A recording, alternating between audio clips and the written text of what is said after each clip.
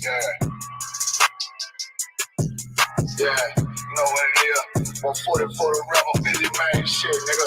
They turn their head over, nigga. I read where Eve did to Adam, I just pray my love don't lie to me. Swing the iron like Samson, I can't let no hoe lie to me. I don't feel these rappers, all they lies is hypocrisy. Ain't no competition, ain't no rivalry. Niggas think I'm playing, I don't hear one word they saying, this shit light work. Think Muhammad one of us, he might lose his life first. Suckle up and stay alert. Another cop to stretch the nigga. He ain't demon, this an exorcism. Watch I bless the nigga. Took that open blood, then you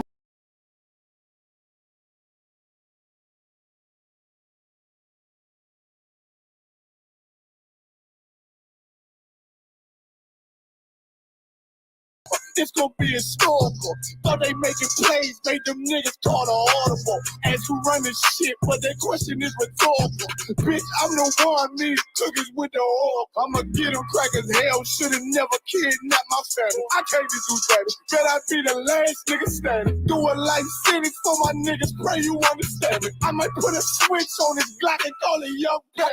How you real trigger on them dots? You a bird feeder, claiming he a demon. What's a demon to a cold leader? What he saying something, I ain't him. This shit like it ain't all who got the gun, it's all who gon' up that fight first. I turn a bad situation to a game change. Bring soldiers from the dead, just raise up the change. 6 shots, I'ma look like Aaron Jones when I run it. Never fight the hand and feet, but you will never get that hand back. Bitch about 10%, I don't wanna hear none of that. He dropping sword, fuck him, just make sure you get that cover back. Look around, he ain't with us, probably cause he never was. Now my chin like you with the angels for your brothers. Everybody wanna be Richard Porter, so I'll kill him like Alpo. Play if he want, it's laying in the trunk like Lee Malvo. A certified rubber ass nigga, I am not a toy. Hey, out with that hollow sign, yeah, this the real McCoy. Feel like Gullah Drake when I'm in Fayetteville, you feel your boy. Still up on my bread, still I think that's all that I do. The way I get it boy lost, they gon' start to call it Bell Run. Fuck his game. Pop out on them demons like I'm hell, boy.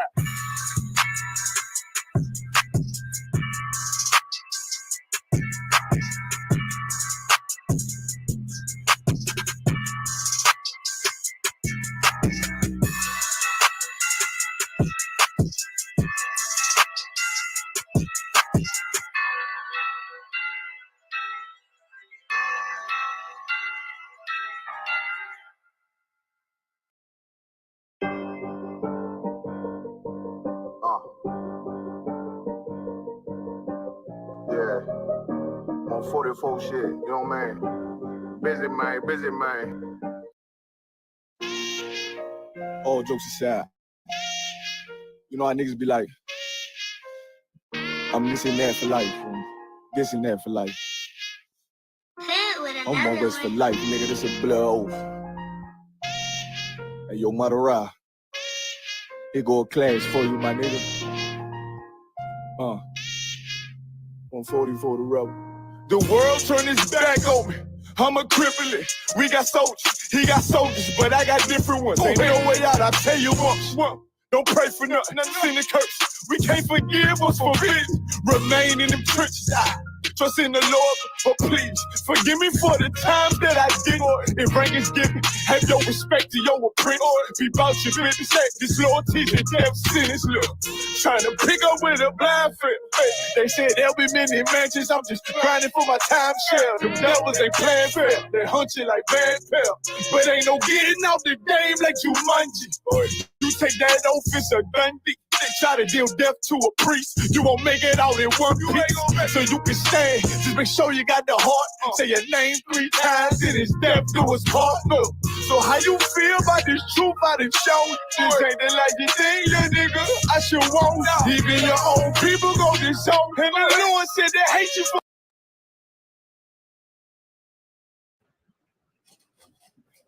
Yeah. Shalom Israel, Shalom Yahweh, Shalom Yahweh, Shalom Shabbat to all the brothers, Shalom Shemar Yahweh, by Shalom Shai to all the sisters. Today is the ISPK Sabbath Service coming out of Arizona, right? The Police Officer 50 Razan holding down Sabbath Service today. Today we're going to be getting into the Garden of Eden today. We're going to break that down, right?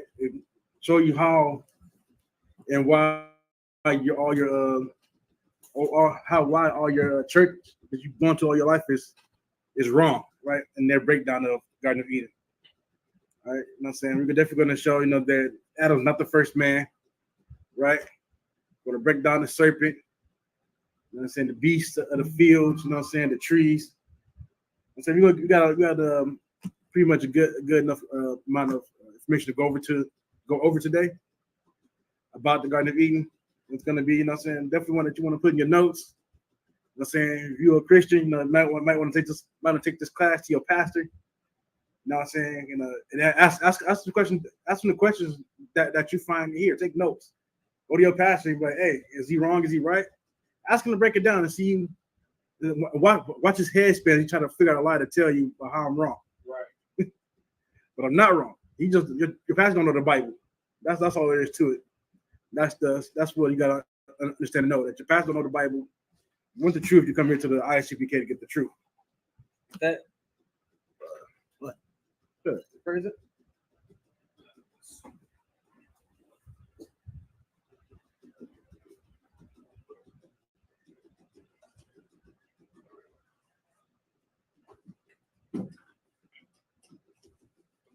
All right, so that, we starting on late, so it's like on that, but we'll drop right into it. Start with the prayers, right?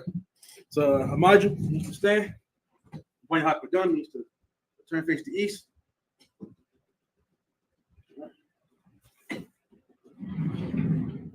So we'll get into it, right? Starting with the Lord's Prayer in the Hebrew.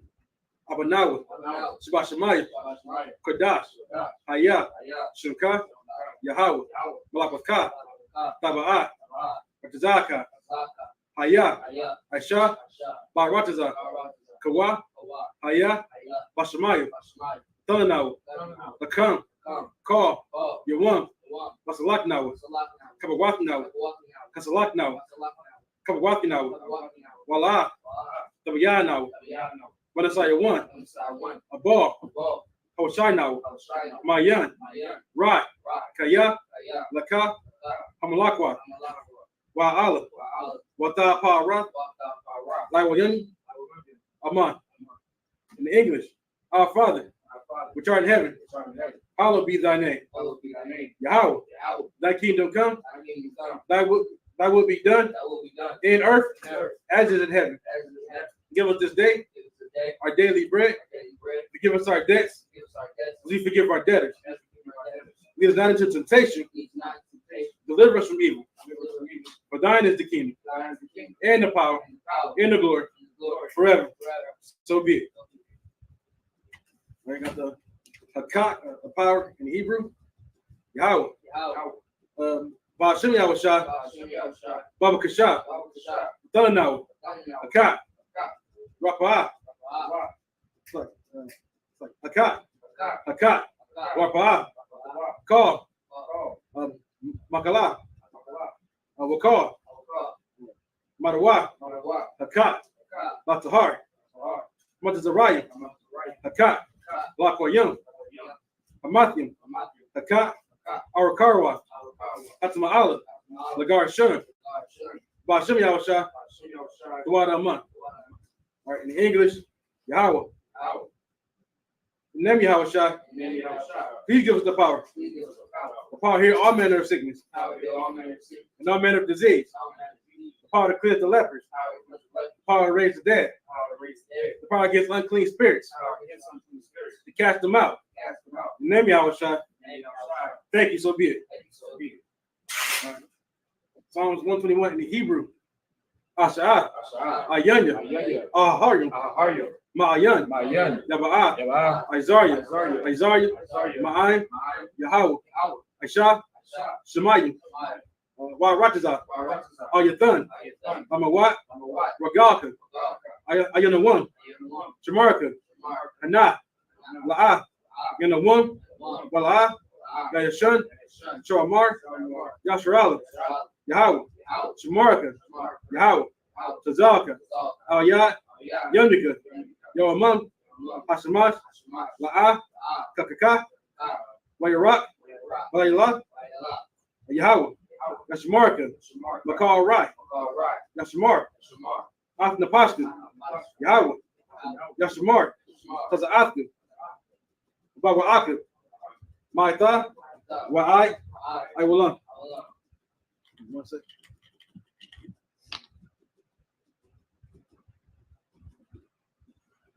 All right, so Psalms 121 in the English. I will lift up my eyes unto the hills. From whence cometh my help? My help cometh from Yahweh, which made heaven and earth. He will not suffer thy foot to be moved. He that keepeth thee will not slumber. Behold, he that keepeth Yasharallah, neither slumber nor sleep. Yahweh is thy keeper. Yahweh is thy shade upon thy right hand. Sun shall not smite thee by day, nor the moon by night. Yahweh shall preserve thee from all evil. He shall preserve thy soul. Yahweh shall preserve thy going out and thy coming in, from this time forth, even forevermore. Right? We got Psalms 83 in Hebrew. Alahayim. All.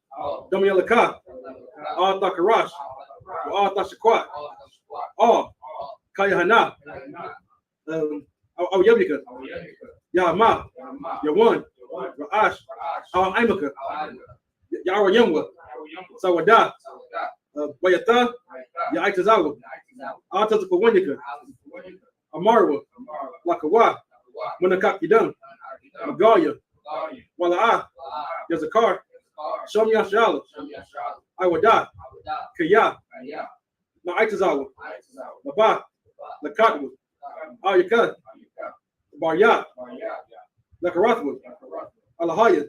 It's like a Ahaya. Adawam. Waishma Alia. Mawa'aba. Wagarian. Gabal. Waimawan. Waimalat. Palashat. Ayashavia. Tazawar. Gama Shawar. Nalawa. Imam. Hayawa. Zarawai. Abanya Lawat. Salah. Ashalaham. Gamadian. Kasaya. Sarah. Yabian. Wanakar. Koyeshwan. Nashmatwood. Bayan. Dara. Dara. Ayawa. Daman. La'adama. Sayatamwa. Nada. Yamatwood. It's like a Yamawat. Kairab. Ashar. Amarwood. Not Nairashah. Nanawa. Na'awat. Alahayim. Alahayim. Chayatamwa. Kagagala. Kakwash. Kapanya Rakah. Ka'ash. Taba'ira. Ya'ira. Wakalaba. Talahat. Paharyam. It's like a Haryam. Khan. Thoradotma. Basa'iraka. Mabasa. Mapatha. Tabahalam. Mala'ah. Panyaham. Palawan. Waya. Bakashwa. Shimka. Yahawah. Yabashwa. Waya. Baharwa. Ajai. Waya. Kaparwa. Waya. Abatwa. Waya. Da'aiwa. Kaya. Ada. Shimka. Yahawah. Nabatwa. Ayawan. Alakar. Ha'aratazah. Psalms 18 in English. Keep not thy silence, O God. Keep not thy silence, O God. Hold not thy peace. Hold not thy peace. And be not still, O God. Be not still, O God. Be not still, O God. Be not still, O God. For lo, thy enemies make a tumult. Thy enemies make a tumult. They that hate thee They that hate thee have lifted up the head. have lifted up the head. They take crafty counsel against thy. They have said, They have said, come, let us cut them off and be their nation. let us cut them off from the nation. In the name of Yasharallah, In the name of Yahweh, they be no more remembered, we no more remember. but they consulted together with one consent. But they have come together with one consent. They're confederate against thee. They are confederate against thee. Tabernacles of Edom, Tabernacle of Edom, and the Ishmaelites, of Moab, and Hagarenes, Gebal, and Ammon, and Amalek, the Philistines, the inhabitants of Tyre, So also a joint with them. The hope of the children of Lot. Salah. Do unto them as unto the Midianites. Act to Sisera. Act to Jabin. At the brook of Kisan, which perished at Endor. They became as dung for the earth. Make their nose like a red. And like Zeeb. Yea, on the princes of Sabbath. And that's Zamuna, who said, let's take to ourselves the houses of God in possession. Oh my God. Make them like a wheel. As the stubble before the wind. As the fire burneth the wood. As the flames set the mountains on fire. So persecute them with thy tempest. Make them afraid with thy storm. Fill their faces with shame. They may seek thy name. Oh Yahweh, let them be confounded and troubled forever. Yea, let them be put to shame and perish. That they may know that thou, whose name alone is Yahweh, art the most high of all the earth. All right, the blessings in Hebrew. Baruch atah Yahweh. Why Yahweh Shai? Why Micah Allah? Why Allahayim? But the Zab Yah, Alawap Yahana. Ha Alawapya. Hasaranya. Kata Zayayim. Akal Yayim. Wak Wathim. Yahweh. Bashim Yahweh Shai. The water of man. All right, in the English. Bless you, Yahweh.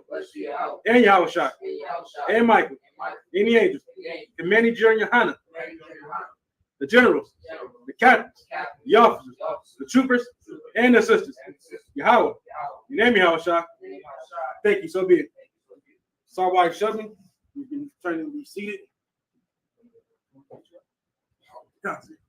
Just I know I'll be your second today. All right. I brought you guys tacos, chicken tacos. Oh, most of the It's soft tacos, cheese, the guacamole, the chicken, everything is over there ready. You are the sis.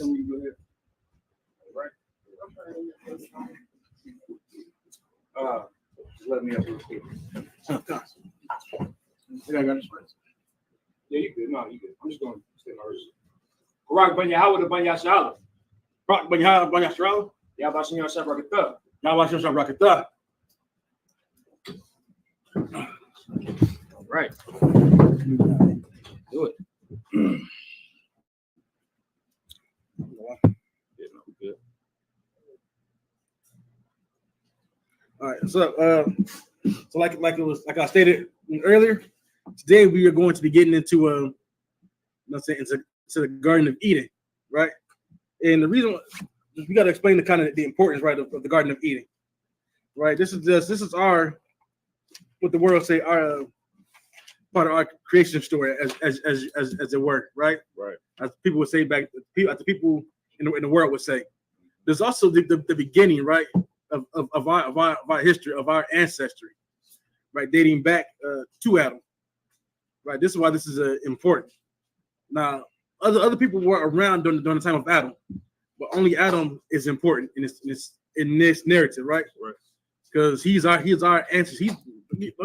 He's the world's ancestor, but you run down the line. We are the line that was chosen to come out of Adam, right? You know what I'm saying? And like, don't get, like I said, the whole world was Get my backpack from the back seat. whole world came out of Adam, but in the Apocalypse, in second Esdras, it said even though the whole world came out of Adam, but so with the chosen people, Right. which is us. This is why this story is important to us. You know what I'm saying? Getting it out there, make sure it's told rightly. You know, so giving the correct breakdown on the Garden of Eden, what actually happened, and not only that, but giving to you what everything means in here. Yeah, and you know that the extra heavy part about what we're about to break down is like these things. We know the scripture said this in the book of Amos that the secrets of the mysteries of the Most High are revealed to His servants, the prophets. Okay, that's why your Christian church doesn't have the understanding. That's why they believe that Eve ate an apple.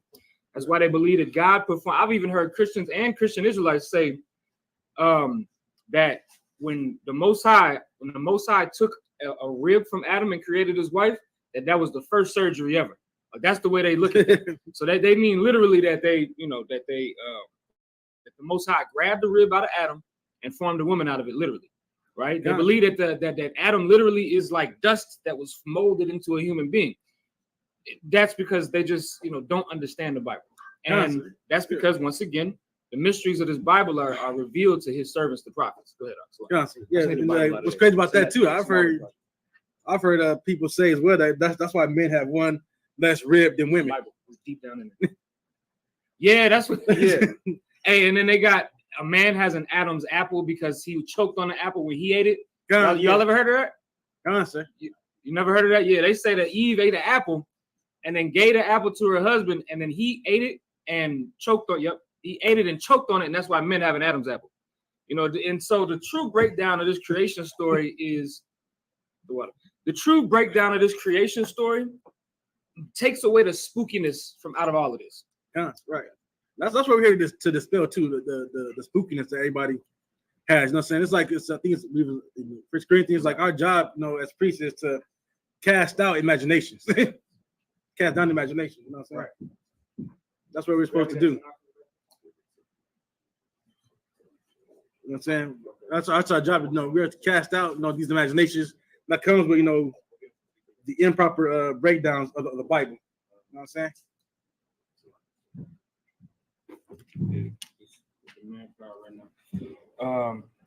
Just give me a second. I got you though. Give me like 5 minutes. Yeah, but with that, we're gonna get into it. You know what I'm saying? So we're gonna be at it's gonna be Genesis chapter 2. Right, we're gonna start there. Of course, these as I class go, we read in Hebrew first, and then we're gonna come back through it in English, right? So it's gonna be at Genesis chapter 2. I'll read the Hebrew. All right. What you want to read? The first 7? Constantly, the first 7. All right,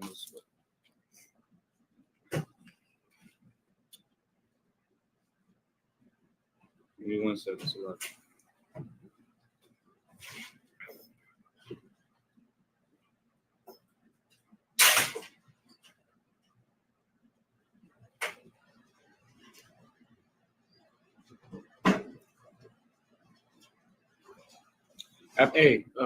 after I read this, I'll figure that out. All right, the book of Genesis, chapter 2, beginning with verse 1. We're going to read 7 verses in the Hebrew, then read the same 7 verses in the English and break it down. Verse 1. Wayakala, what's like the way I call wa, Hashamyum, Warataza, Waharataza, Wakal, Tazabam, verse 2. Wayakal, Alahayim, Bayawam, Hashabya Ayah, Malak Akathwa, Ashar, Aisha, Waya Shabath, Bayawam, Hashabya Ayah, Bakal, Malak Akthwa, Ashar, Aisha, verse 3. Waya Barak, Alahayim, Af, Yawam, Hashabya Ayah, Waya Kodash, Athwa, Kaya, Bawa, Shabbath, Makal, Mala'aktawa, Ashar, Bara, Alahayim, La'ishawath, verse 4, Allah,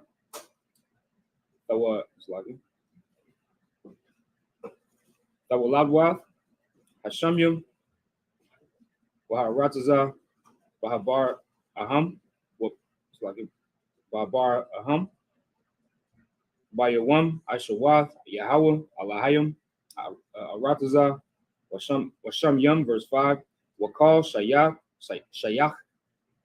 Hashada, Taram, Yahaya, Ba'arataza, Wakal, Aishab, Hashada, Taram, Yatazama, Kaya, La'a, Hamata Yar, Yahweh, Alahayim, Al, Ha'arataza, Wadam, Ayan, Laibar, it's like a Laibad, Af,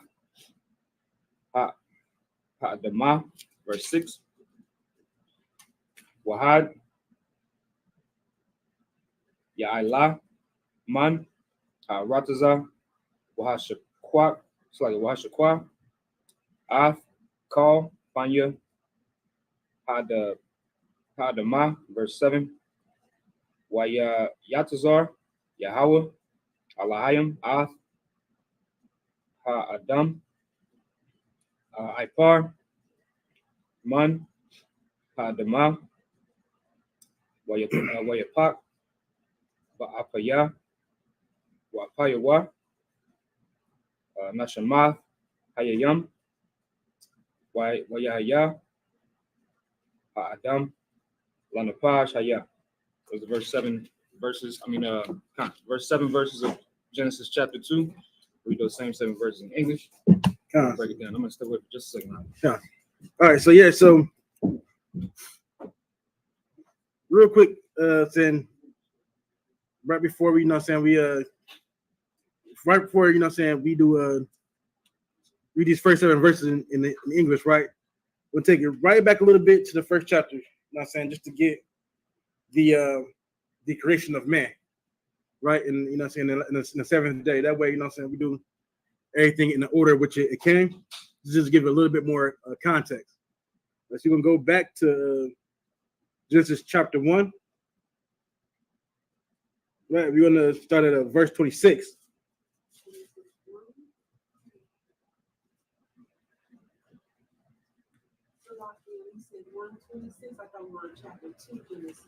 Yeah, we are, but we're gonna go to just back a little bit, just to get some more context. For context. No problem.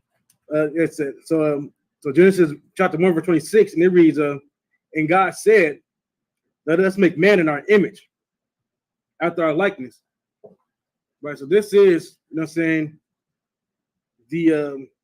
the creation of man, right? At this point, Most High gave the order to make man in his likeness, in his image. So the likeness, right, is the ability to take orders, and the ability to take and receive orders, right? And after the image, not the image as in make him look like directly like God. Right? The image is reputation. You know what I'm saying? You ever heard the phrase like, I don't want to do that, that might hurt my image? People say that because it's gonna hurt your reputation if you do something, if you're associated with somebody, right? I'm saying that same phrase is used in the Bible too. That's what that phrase means. It's talking about his reputation, basically. Right? And then continuing, let them have dominion over the fish of the sea, over the fowl of the air, and over the cattle, and over all the earth, and over every creeping thing that keepeth upon the earth. And so God gave dominion of the earth to man. So that way, you can go and eat what you want to eat, go out there and eat the fish, the plants, the birds. Listen, go take over the planet. That was the commandment given to man. Right? And then verse 27, so God created man in his own image.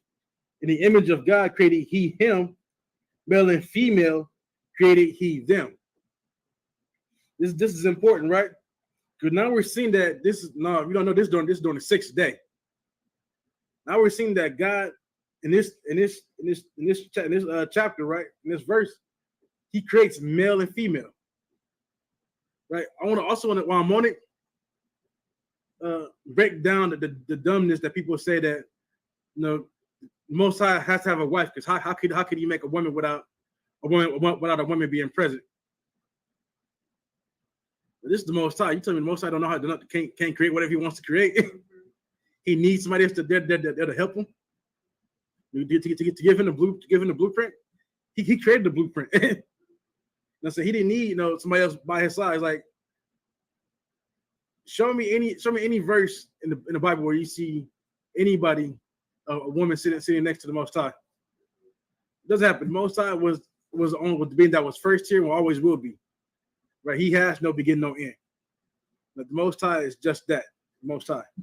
He's not a man like you and me. He's a spirit.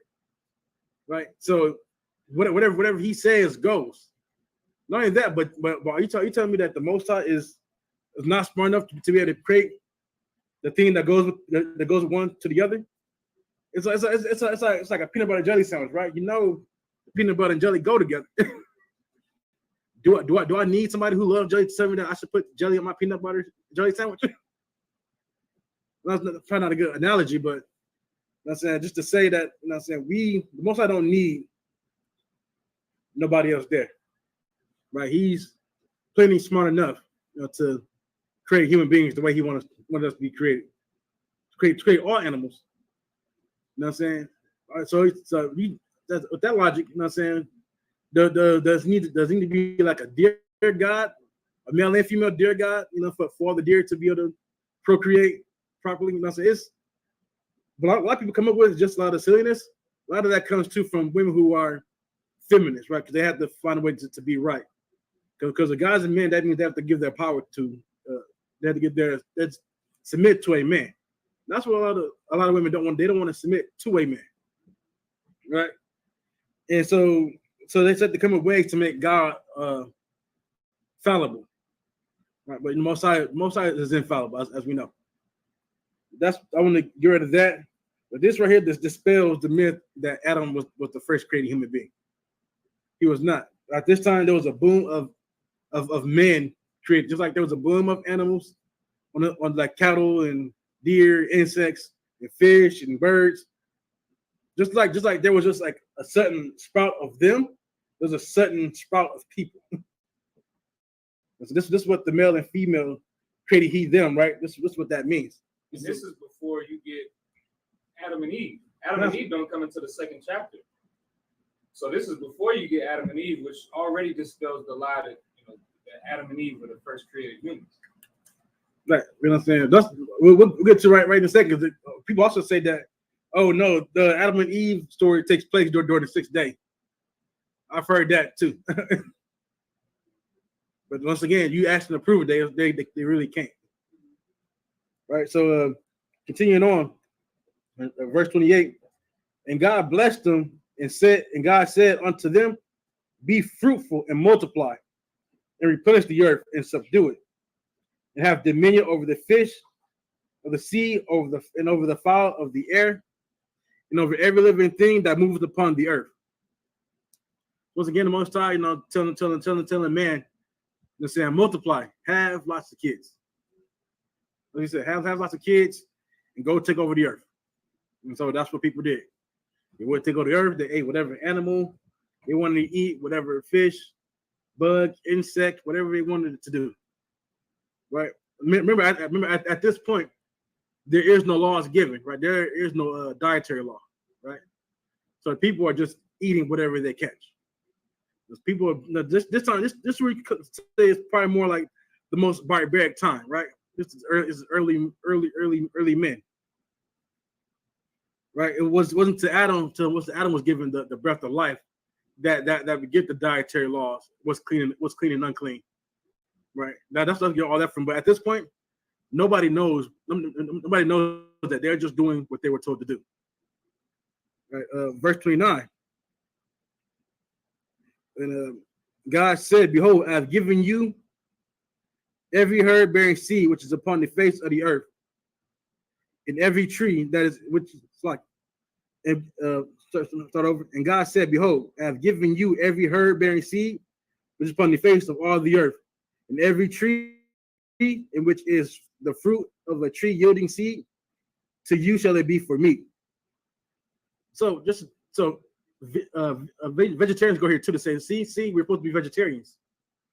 But all this saying that, you know, along with the meat that you can eat, there's plants that you can eat for food too. You know what I'm saying? You got, you know what I'm saying, not when you look at your plants, you got, you know, well, like your cilantro, you know, your grapes, your strawberries, you know what I'm saying, the figs, you know what I'm saying? There's other things that you can use for consumption, other than just the animals. This all this is saying that, you know, he's giving them, you know, then plants that they can also eat as well. You know, especially if it has seeds. Not everything is good for you, of course. He's saying, no, this is, you know, along with the animals, it's also giving you these plants to also that you can eat. Right, verse 30. And to every beast of the earth, and to every fowl of the air, and to everything that keepeth upon the earth, wherein there is life, I have given every green herb for meat. It was so. Verse 31. And God saw everything that he had made, and behold, it was very good. In the evening, in the morning, were the sixth day. Right? So all that we just read was the sixth day. Right? So the creation of man, him giving instruction to man, telling them that, hey, take dominion, create babies, make more of you. Right? You know what I'm saying? And of course, this is what here's the animals, you have dominion over them. And here's some, you also eat these certain plants too. Right? Now remember, not every plant you can eat. Right? Some plants, are for medicinal uses as well, right? So this is where you got to be careful. People. Some plants will just kill you. Some plants try eating poison ivy. Die. Yeah, you don't want that. I know you about to. I know what you about to. Yeah, and not only that, but you know what I'm saying, weed is a medicinal plant. You know what I'm saying? It's not meant for you to smoke. You know what I'm saying? There's chemicals in it that can definitely heal you. It'll heal your wounds. You know what I'm saying? It definitely the chemicals in there help relax you, but it's not meant for you to break down the leaves, roll it up, and then smoke it. That's not what that is for. You know what I'm saying? I know my cousin, you know what I'm saying, when he was alive, you know what I'm saying, he tried to tell me that same thing. He's like, see, every tree, every herb, right? See, weed is a herb, cuz also, we can smoke this. I was like, whatever you say. Of course, I was in the world. I know no better.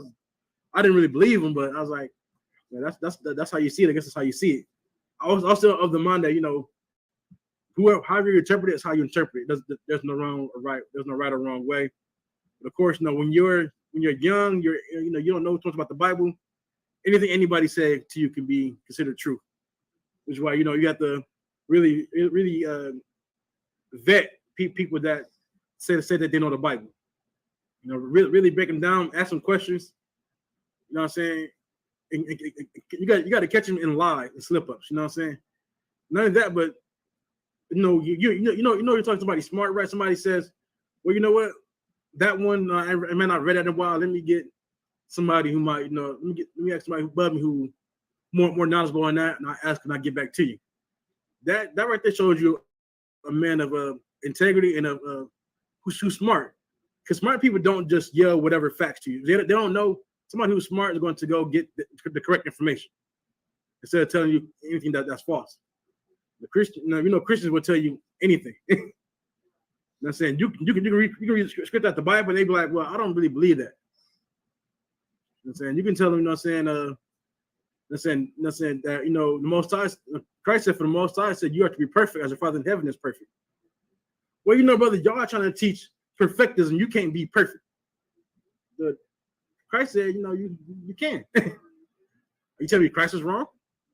You know what I'm saying? It's simple like that, because some people just don't want to be wrong. You know what I'm saying? And that's not a mindset that you can have. You have to be willing to be corrected. A lot of Christians don't like to be corrected. They like to try, what they said was correct. You know what I'm saying? It takes a person of like great integrity and intelligence to say, I slept up on that part, or here's the correct information. You know what I'm saying? And it happens. You know what I'm saying? We're people. You might slip up, you might miss something. You might have thought said something, but you go back and look at it really says this. That's what the people don't understand, right? And that's what I'm getting to right here. On the sixth day, we seen that the people were created, right? So there's people on the earth. So it's not possible for Adam to be the first man, right? Because now we see that there are people on the earth, right? So we get into chapter 2 right now in the first verse. Thus the heavens and the earth were finished in all the host of them. And on the seventh day, God ended his work which he had made, and he rested on the seventh day from all his work which he had made. So now we get to the seventh day, and the Most High, he rested.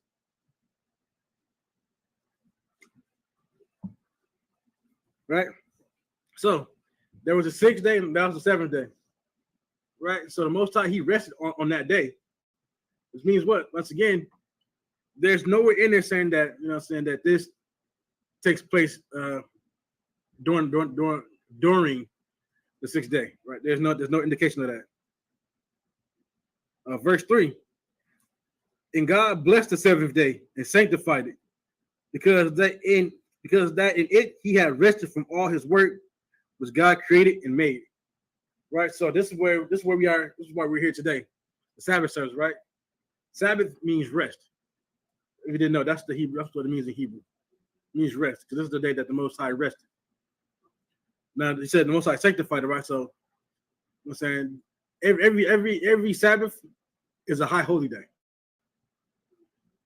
which we know too as you read in the book of Leviticus, right? And it gives a breakdown for all the high holy days. Every Sabbath is a high holy day. It's like it. Right? So this is why it's not Sunday. You know what I'm saying? Most High never changed it to Sunday. And we know that Most High doesn't change. You know what I'm saying? So if you're going to church, you're saying that church is a day because it was changed. You have to show me in the Bible where it was changed at. I mean, I haven't seen it, but it's not there because Christians want to worship a sun god. Yes, Christian. The Christian church, they have everything basically opposite. Last day of the week, 7th day, they got it the first day. Yeah. They say Jesus is white, but he's black. Yeah. No, yeah, that's the 7. You put it like that, you know what I'm saying? They do put everything backwards. You know what I'm saying? These are, you know what I'm saying? Plates and forks and stuff now, so you can go get some food. So your breakdown is completely right. You know what I'm saying? They do everything back. These are people that come out crooked. Yeah. You know what I'm saying? They come out as strange. You know what I'm saying? Their whole thing is to be against the Most High. Right. So whatever we do, they'll make sure to do the exact opposite. Listen, they really are the ops. You know what I'm saying? And that's part of why, once again, this breakdown that we're going to get into is so important, because it's going to show us how, like the scriptures say, like Paul said this, right, in one of his letters. He said, who changed the truth into a lie? These are records that we've kept. These have been preserved. This is about what we're talking about 6,000 years ago. You understand that this happened.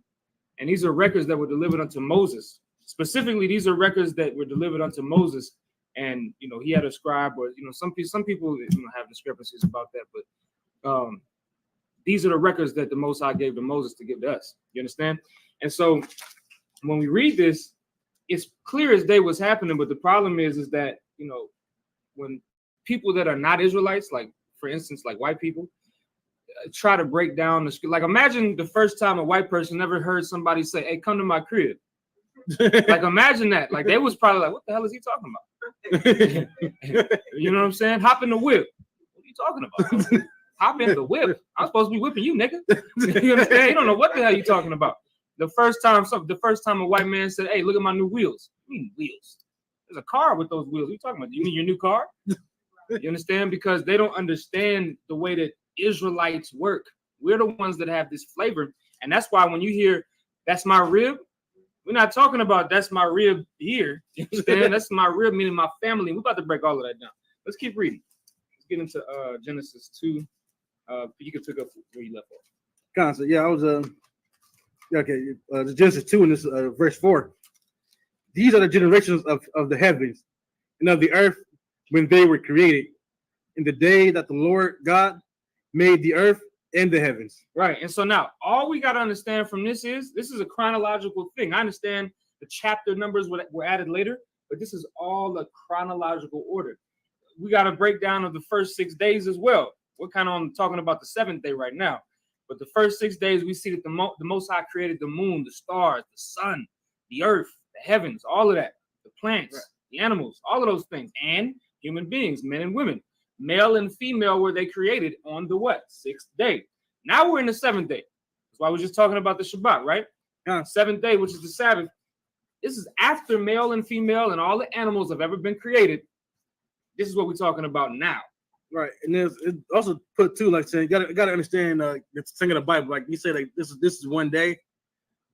No time for the Most High don't pass like it does for us. Right. You know You know what I'm saying? There's a quote that says like a day to the Lord as 1,000 years. Right, it's in the book of Peter. Right, in the book of Peter. Now that's not an accurate saying that, of course, every day is 1,000 years. That's just it's really saying that it's a long time frame. Yeah, like the Most High. What Peter was trying to say there? Not what he was trying to say. What he was saying, what he was conveying, is that time doesn't work the same way for the Most High as it does for us. You understand? So like a day to us, really 1,000 days to us is 1 day to the Most High, because the Most High doesn't look at time the way that we do. He doesn't work off a 24-hour clock. You understand? Right. And so that's the way that the Most High sees things. Of course, we know that I hate using this word because Muslims use it, but the term is accurate. He is an omnipotent God. Like you have to be able to. You can't even wrap your mind around what that means. You understand? He's in everything, of everything. You understand? Like it's hard to even understand that, right? You gotta imagine the Most High. He just is. You know what I'm saying? He's before everything. Right. He's self-existent. That's the way I like to break it down. Yeah, self-existent. You gotta understand, like, you know what I'm saying? He doesn't mold himself to the same time frame that we see. You know how people say there's like I hate to use it, but like kind of accurate, like he sits outside of our version of time and space, right? Like this, like where his heaven is at, where his throne he sits at, it's just outside of what we would say time is, right? But he sees it all. You know what I'm saying? It's you know what I'm saying? It's not trying to make it spooky, like it's not saying like trying to get away people from the spookism, right? Just know that the Most High, like he sees things different. He don't, like he says, he don't see the same as you and me. You don't have the same eyes he has. It's the same knowledge that he has, the same thoughts he has. Right. You know what I'm saying? And right here, like I said, going into that, like at 7 days, like he's all breaking down that fourth verse is that it was just saying that this is the time frame that things were created. Right. Let's read verse 7. Skip down to verse 7 so we can kind of, because this is part of what we got to understand about this being the 7th day and Adam being created and all of that. Let's read verse 7. Okay. The Genesis chapter 2, verse 7. The Lord God formed men of the dust of the ground. He formed man of the dust. Now remember, we already read that in the first chapter on the 6th day that the Most High created male and female, created he them, right? We saw that. But now in the second chapter, in this timeline, we're on the 7th day. The Most High formed man of the dust of the ground. Let's first understand what that is. The dust of the ground. Isaiah 52 and 2. Real quick. Let's get Isaiah 52 and 2. Because there's a reason why the Most High is giving, like this narrative, there's a reason why it's said this way. It's terminology that is used throughout the entire Bible that only a real Israelite can understand. White people don't understand what a crib is, just like they don't understand what this dust is. You know what a white person is going to tell you? He was formed from the dust, like me, mud. Like some people will get deep into it and say, well, clay. Some of these fake, Israelites and these fake, these Christians or whatever, they'll say, huh? I'm gonna say those metaphysics and all of that. And what they'll use is they'll say, well, it's like a clay, and that proves that the original man was black because what color is the dirt? All of that garbage. When really this isn't even what that's your slave master taught you, that this man was formed of actual dust. We're gonna find out what this dust actually is. Isaiah 52 and 2. This is the book of Isaiah, chapter 52, verse 2. Shake thyself from the dust. Shake thyself from what? The dust. The dust. Now, this isn't talking about literal dust. You know why? Keep going. Arise and sit down, O Jerusalem. O Jerusalem. So what's the dust? Keep reading. Loose thyself from the bands of thy neck. The bands of thy neck. Captivity. Now, this isn't talking about the fact that Adam was in captivity, but his mind was in captivity because he wasn't following the Most High's orders. Not necessarily his orders, but he wasn't in the order that the Most High wanted him to be in. That's why we call this the first man, because this was the first man after the Most High's heart that he gave his orders to. Let's go back to Genesis, the 2nd chapter, and we'll read what that's talking about. Okay. So go ahead, sis. The man is at Jerusalem. I'm lost. Okay, I'm sorry, sis. I might have went too fast on that. So it says, Isaiah 52 and 2 says, shake thyself from the dust, arise and sit down, O Jerusalem. That's not talking about the place Jerusalem. It's talking about who? Us, right? Israel, right? So the Most High is telling us to shake ourselves from the dust. What is that talking about? From the dust. Shake ourselves from the dust.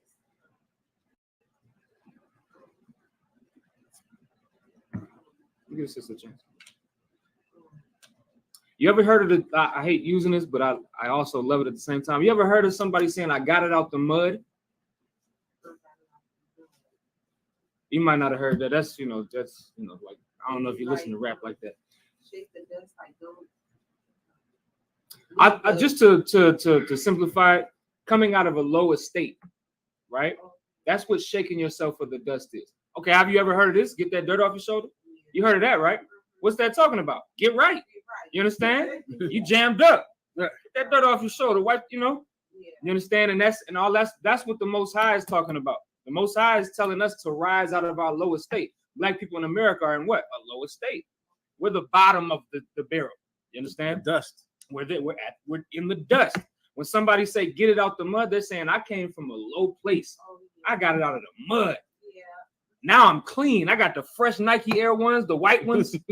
You understand? I ain't wearing the black forces no more. No, I ain't wearing the dusty black forces no more. I ain't got the hand-me-down clothes. I ain't got none of that. Now I got, I'm up. I'm better now.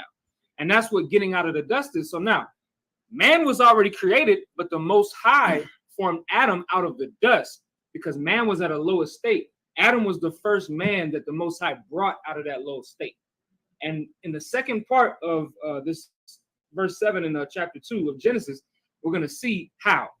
So I think book of Genesis chapter 2 verse 7. And God formed the man of the dust of the ground and breathed into his nostrils the breath of life. So now he breathed into his nostrils the breath of life. In this specific instance, is not talking about like actual breath in his lungs. Let me get the book of Baruch real quick. Throw this in there. I might be going too far. Might be jammed up. Baruch, it's the second chapter, the first verse. Let's see. Yeah. I don't know why I can't get to it. Let's get Baruch, the second chapter, and the first verse. That'll explain what the breath of life is. All right? Go ahead. You can get it. Yeah, Council. This is the book of Baruch in the Apocrypha, chapter 2, verse 1.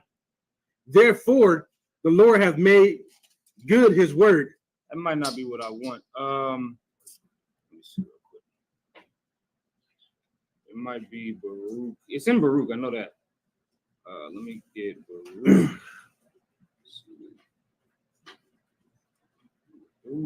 Might be one of them. Okay, so like it 4 and 1. You get it, bro. It's the book of Baruch in the Apocrypha, chapter 4, verse 1. This is the book of the commandments of God and the law that endureth forever. And this Bible, this compilation of books that the Most High inspired men to write about the Most High's law, statutes, and commandments, and his desire for us as Israelites, this book is the book of God, the commandments of God and of the law that endureth forever, right? This is something that, once again, we pull this when Christians say, well, the Most High did away with the law. Well, he couldn't have. We're reading in the inspired book of the Most High, in the book of Baruch, these commandments last forever, right? Keep going. Okay. All they that keep it shall come to life. But such as leave it shall die. So what is the breath of life? The breath of life is the instructions and the commandments that the Most High gave to Adam. The Most High lifted him up, picked him, cleaned him up. You get a brother off of the streets and you clean him up, get him in some fresh clothes. Make sure the brother got some food. He not skin and bones no more. He got some food in his belly. He got better clothes to wear. He not smelling like, he ain't took a shower in 3 weeks. You understand? And you get the brother right, you raise him from the dust, and then you teach him the commandments of God. And that's what we do. Ain't Officer Apayak's name? What does his name mean? Your breath. I breathe life into you. You understand? And that's what we do. The Most High put this spirit on us in here because we also can do the same thing the Most High did here. The same way the Most High raised up Adam, got him off of, now this is just a metaphor, right? Got him off of the streets, cleaned him up, made sure he had food in his belly, and then taught him how to keep the commandments of God. It's the same thing we do to brothers in here every day. You understand? Yeah, Go that's like that's what I was saying earlier. You know what I'm saying? With the on the 6th day, Mosai just gave men the commandments to take dominion over the earth. Right. Now it wasn't until the 7th day, right, that the Mosai chooses Adam. Now remember, he chose Adam. He could have picked anybody, Right. but he chose Adam to give him the breath of life, to give him the instructions of what the Most High wants done. Right. How he wants him to live. Different, like notice he didn't give everybody the breath of life. Right. Yeah, he chose only one person to get the breath of life too. And we'll find out that the same spirit. Now, it gets a little deep, so y'all just kind of gotta follow, and just retain the information as best you can. But So even taking notes. right, even the spirit of the Assyrians, the scriptures say, and we'll read that in just a second. The Assyrians were in the Garden of Eden. Now, of course, they're not the Assyrians that we know today. You understand? Because every nation was cut off besides Adam and his lineage down into Noah. You understand? So, like I said, that's something we can get into another time and get a full breakdown of that in depth. But y'all got to understand, there was other nations that were around, which is who Adam was being influenced by. Same thing that happens to us in America right now. We're not like black culture today isn't really black culture. Like killing each other and all of that, that's not black culture. That's really the Irish and the Jewish people that came down here and started these gangs. General Muhammad was talking about that last night in his class. You understand about how these people came and they were poor just like how we are, and they started these gangs. That's where the police come from, is the Irish mob. Constant. And so, but that's what my point is that's not black culture. No. We're being influenced by other people's culture, which is why you have 53rd versus 54th or whatever that is in Chicago over on O Block. Brothers just killing each other for no goddamn reason at all. That's not our culture.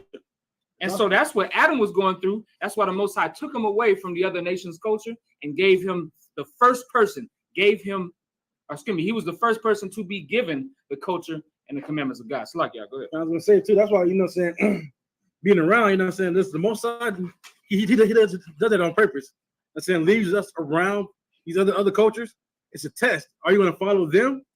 Or are you gonna follow the Most High? Right. You know what I'm saying? I believe that's in the was it Judges? I think that the quote is when the Most High said, he left the other nations around us. Yeah. We got some It Judges. might be in Judges. So we get in a little bit, but that's something that the Most High does, right? And Adam, he was told, given his breath of life, this is what you should do. Right? Give to everybody. Everybody wasn't given this. Listen, Most High has always chosen one group of people. Oh, he always chooses one. I said that's how it operates. I said he picked his favorite. Right.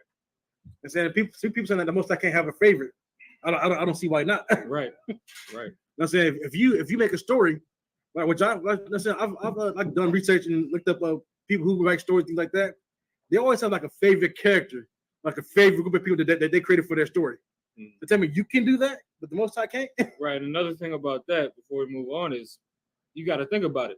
You telling me the Most High doesn't have a favorite? That means that he loves what? The rapist just as much as he loves the one that serves him. He loves the child molester. He has to love the child molester the same. Like that's the equality that you want. Right. You want the Most High to be an unjust God is what you want. Like a just God is just like any father that has children. He has a favorite child. It's just the truth. Because there's one that listens better. There's one that has a better spirit. It just always happens that way. And it's the same way the Most High moves. You understand? He's not going to love the son that's a gangbanger the same way he's going to love the son that he told to stay off the streets and he actually listened. And that's the same way that the Most High is with Israel. The difference between us and the Most High is the Most High has much more mercy than us because we are the son that he chose and we still went out and did the gangbanging. We still went out and committed all of these murders and these crimes. You understand? So, but this is once again, a lot of times because of the influence of the other nations. Let's read this. Let's drop down to verse 16 in Genesis 2. This is the book of Genesis, chapter 2, verse 16. And the Lord God commanded the man, saying, of every tree of the garden, thou mayest eat. Now, thou mayest freely eat. So now, this is talking about after the Most High. We saw how he gave Adam the commandment, right? That breath of life was the instruction. We understand that. In between that time and here, of course, his rib was created. We really could talk about that, but we're just kind of short on time. his rib was given to him out of his family, right? Out of like how I would call you my sister, or my wife is my sister too. And that's not my blood sister, but she's my family because we're of the same people. You understand? Right. That's what happened. That's what the rib is, right? And so now Adam was given a wife whose name was Eve in between the time that we just talked about it now. And now the Most High is giving him more instructions, telling him every tree of the garden you may freely eat. Now, let's keep reading, and I'm gonna let y'all know what it's talking about. Gone. Verse 17.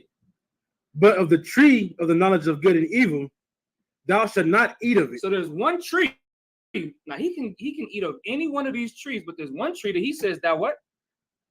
Thou shalt not eat of it. Thou shalt not, and that's, of course, we see this in the commandments, right? In the first 5 books of the Bible, we get a lot of thou shalt not, thou shalt not. Well, this is another commandment that the Most High gave to Adam and told him, don't eat of that tree. Go ahead. From the day thou eatest thereof, thou shalt surely die. I'm going to tell y'all something. This is not talking about food. It's not talking about an orange tree that you can come and pick off that orange. And you can eat that tree. You can eat the apples. You understand? But that lemon tree, don't eat that. Don't eat off of that lemon tree. That's not what this is talking about, right? People also say that this is a. If they don't say that, they'll say, "Oh, this is a metaphysical tree. Like this is an actual tree that if you ate of it, gives you, it gives you the knowledge that the Most High don't want you to have." Yeah. You know, if there was a tree that made me smart, if there was a fruit that I could eat that made me smart, I'd be eating the hell out of them fruits. You understand? I'd grow one of them. I'd take the seed out of that mug and just plant it and get rich off of it. Make everybody smart. All my kids would just be getting straight A's. They already are, but you know. But point being is that's what I would do.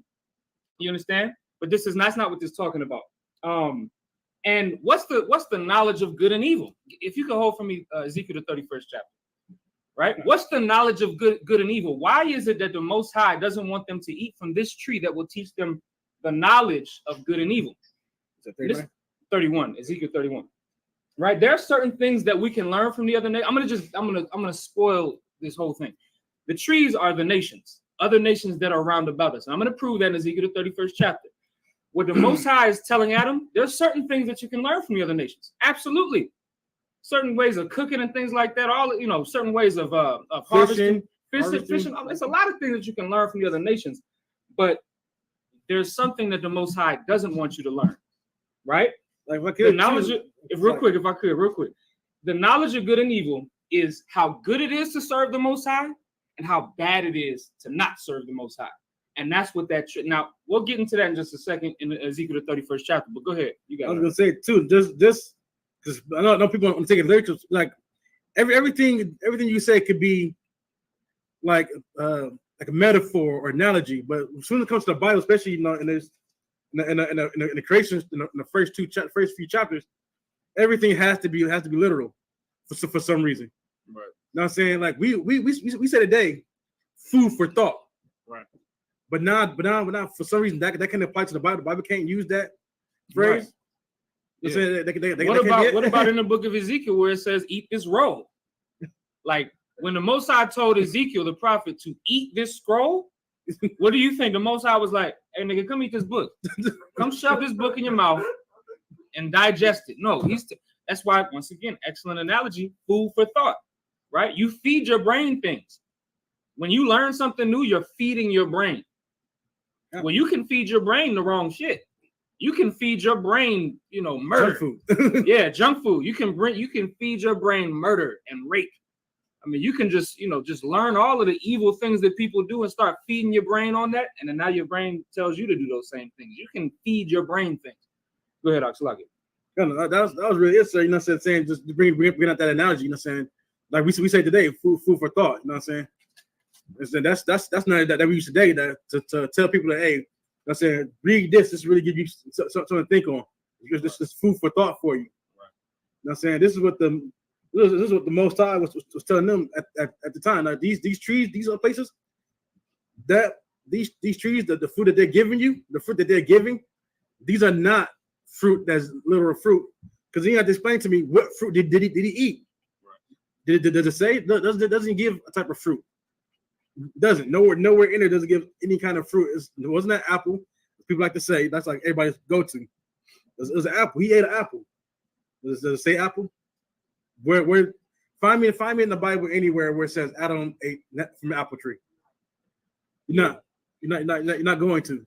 And that's the thing. Like people will take it so literal, and then read the book of Revelation and have all of these different ideologies of what the dragon and the beast is and all of these things, because they won't read the book of Revelation and think that there's actually a dragon that was fighting people.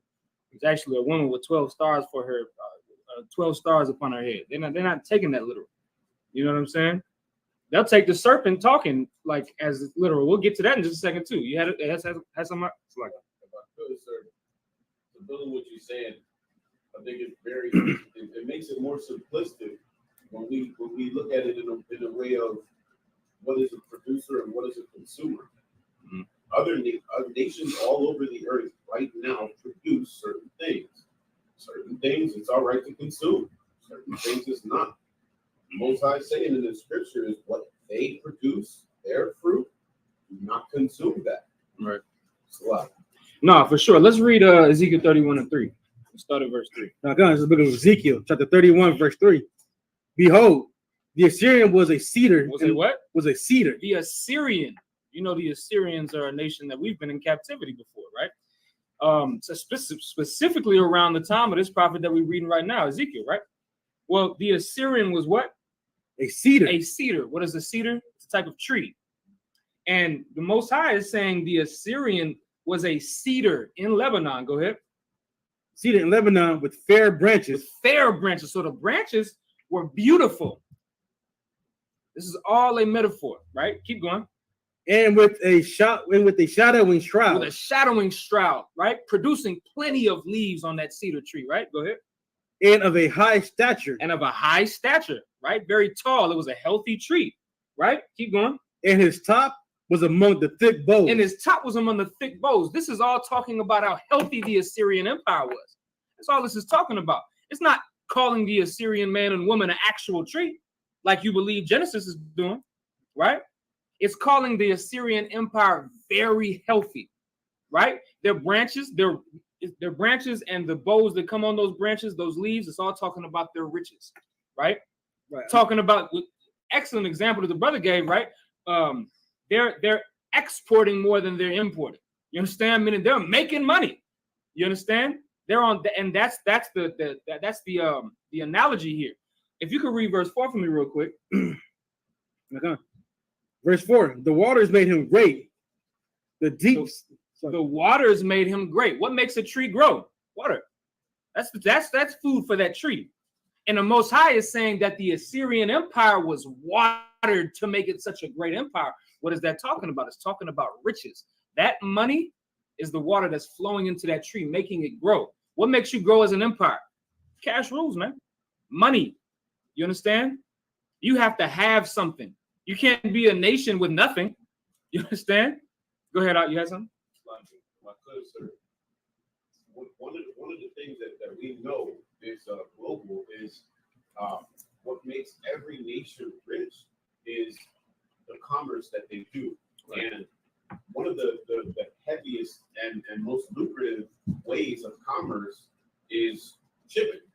Mm-hmm. And the waters that come from other nations, it's easy to understand that the commerce that the other nations were doing with this particular nation was helping them to get rich, because just like the United States today, they're doing so much business with so many nations that they have the ability, the actual gross domestic product, if you will, to produce way more than any other tree supply. Exactly. So that's the point, right? We have to understand. And I just want to read this quickly so we can understand that the trees that this is talking about are not actual trees.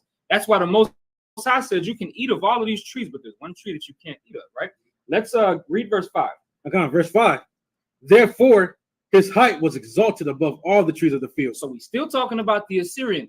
Because of how plentiful this nation of people was and how many resources they had, not the Most High, they were exalted above all the other trees or above all the other nations. Let's skip down to verse 8. Okay, verse 8. The cedars in the garden of God. In the what? In the cedars in the garden of God. So the other trees in the garden of God. What's this garden of God? It's talking about the Garden of Eden, what we're talking about right now. The other trees or the other nations, now that we have that understanding, the other nations in the Garden of Eden, go ahead, could not hide him. Could not hide him.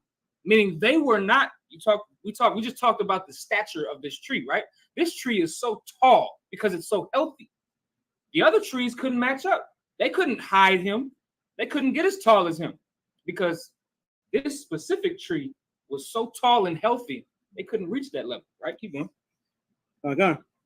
The fir trees were not his boughs. So now these are other types of trees. We're talking about a cedar, which are those big trees that you see in the forest, and then we're talking about fir trees, little skinny joints.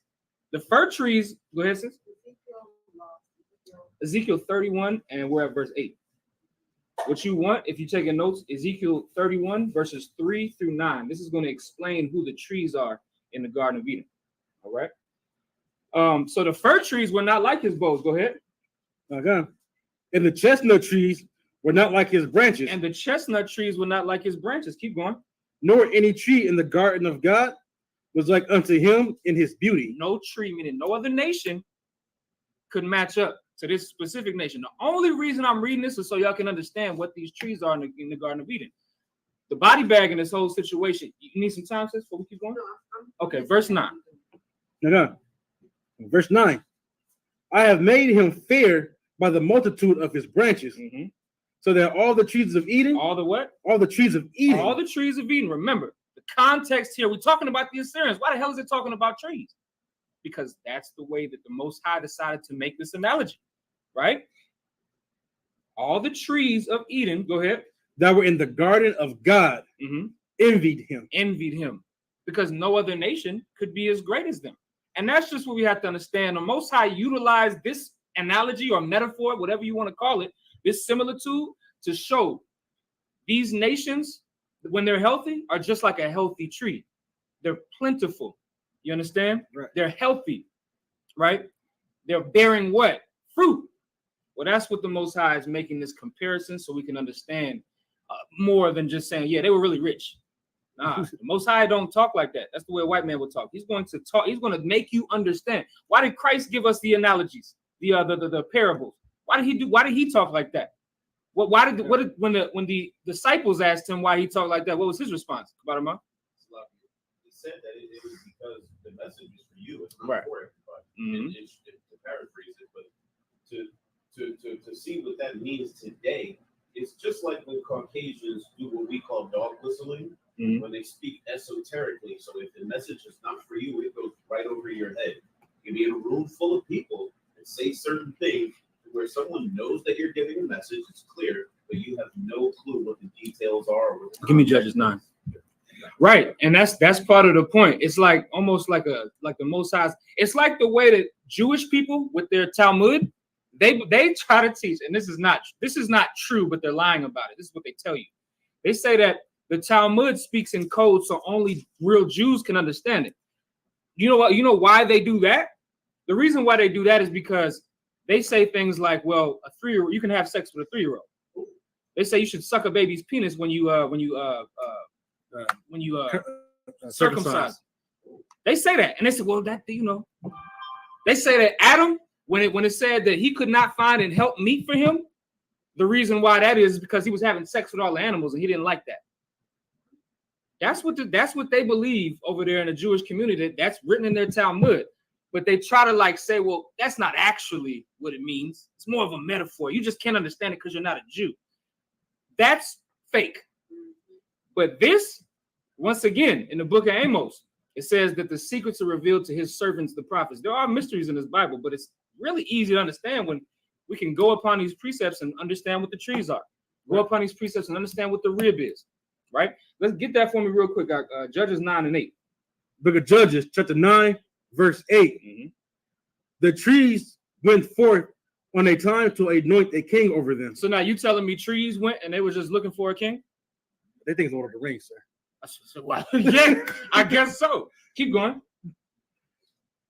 And they said unto the olive tree, reign thou over us. And they telling the olive tree, hey, I want you to reign. So of course, this is once again, it's not talking about trees. It's talking about people. But the Most High, he's using this metaphor to get you to understand something. I don't want to spend too much time on that. Let's get back to it, right? Let's get back to it. Let's get the serpent, right? Let's skip up into Genesis, the 3rd chapter. Now remember, the Most High told Adam he's not allowed to take of that tree. Now, what do we understand about that now that we understand what this tree is? Go ahead.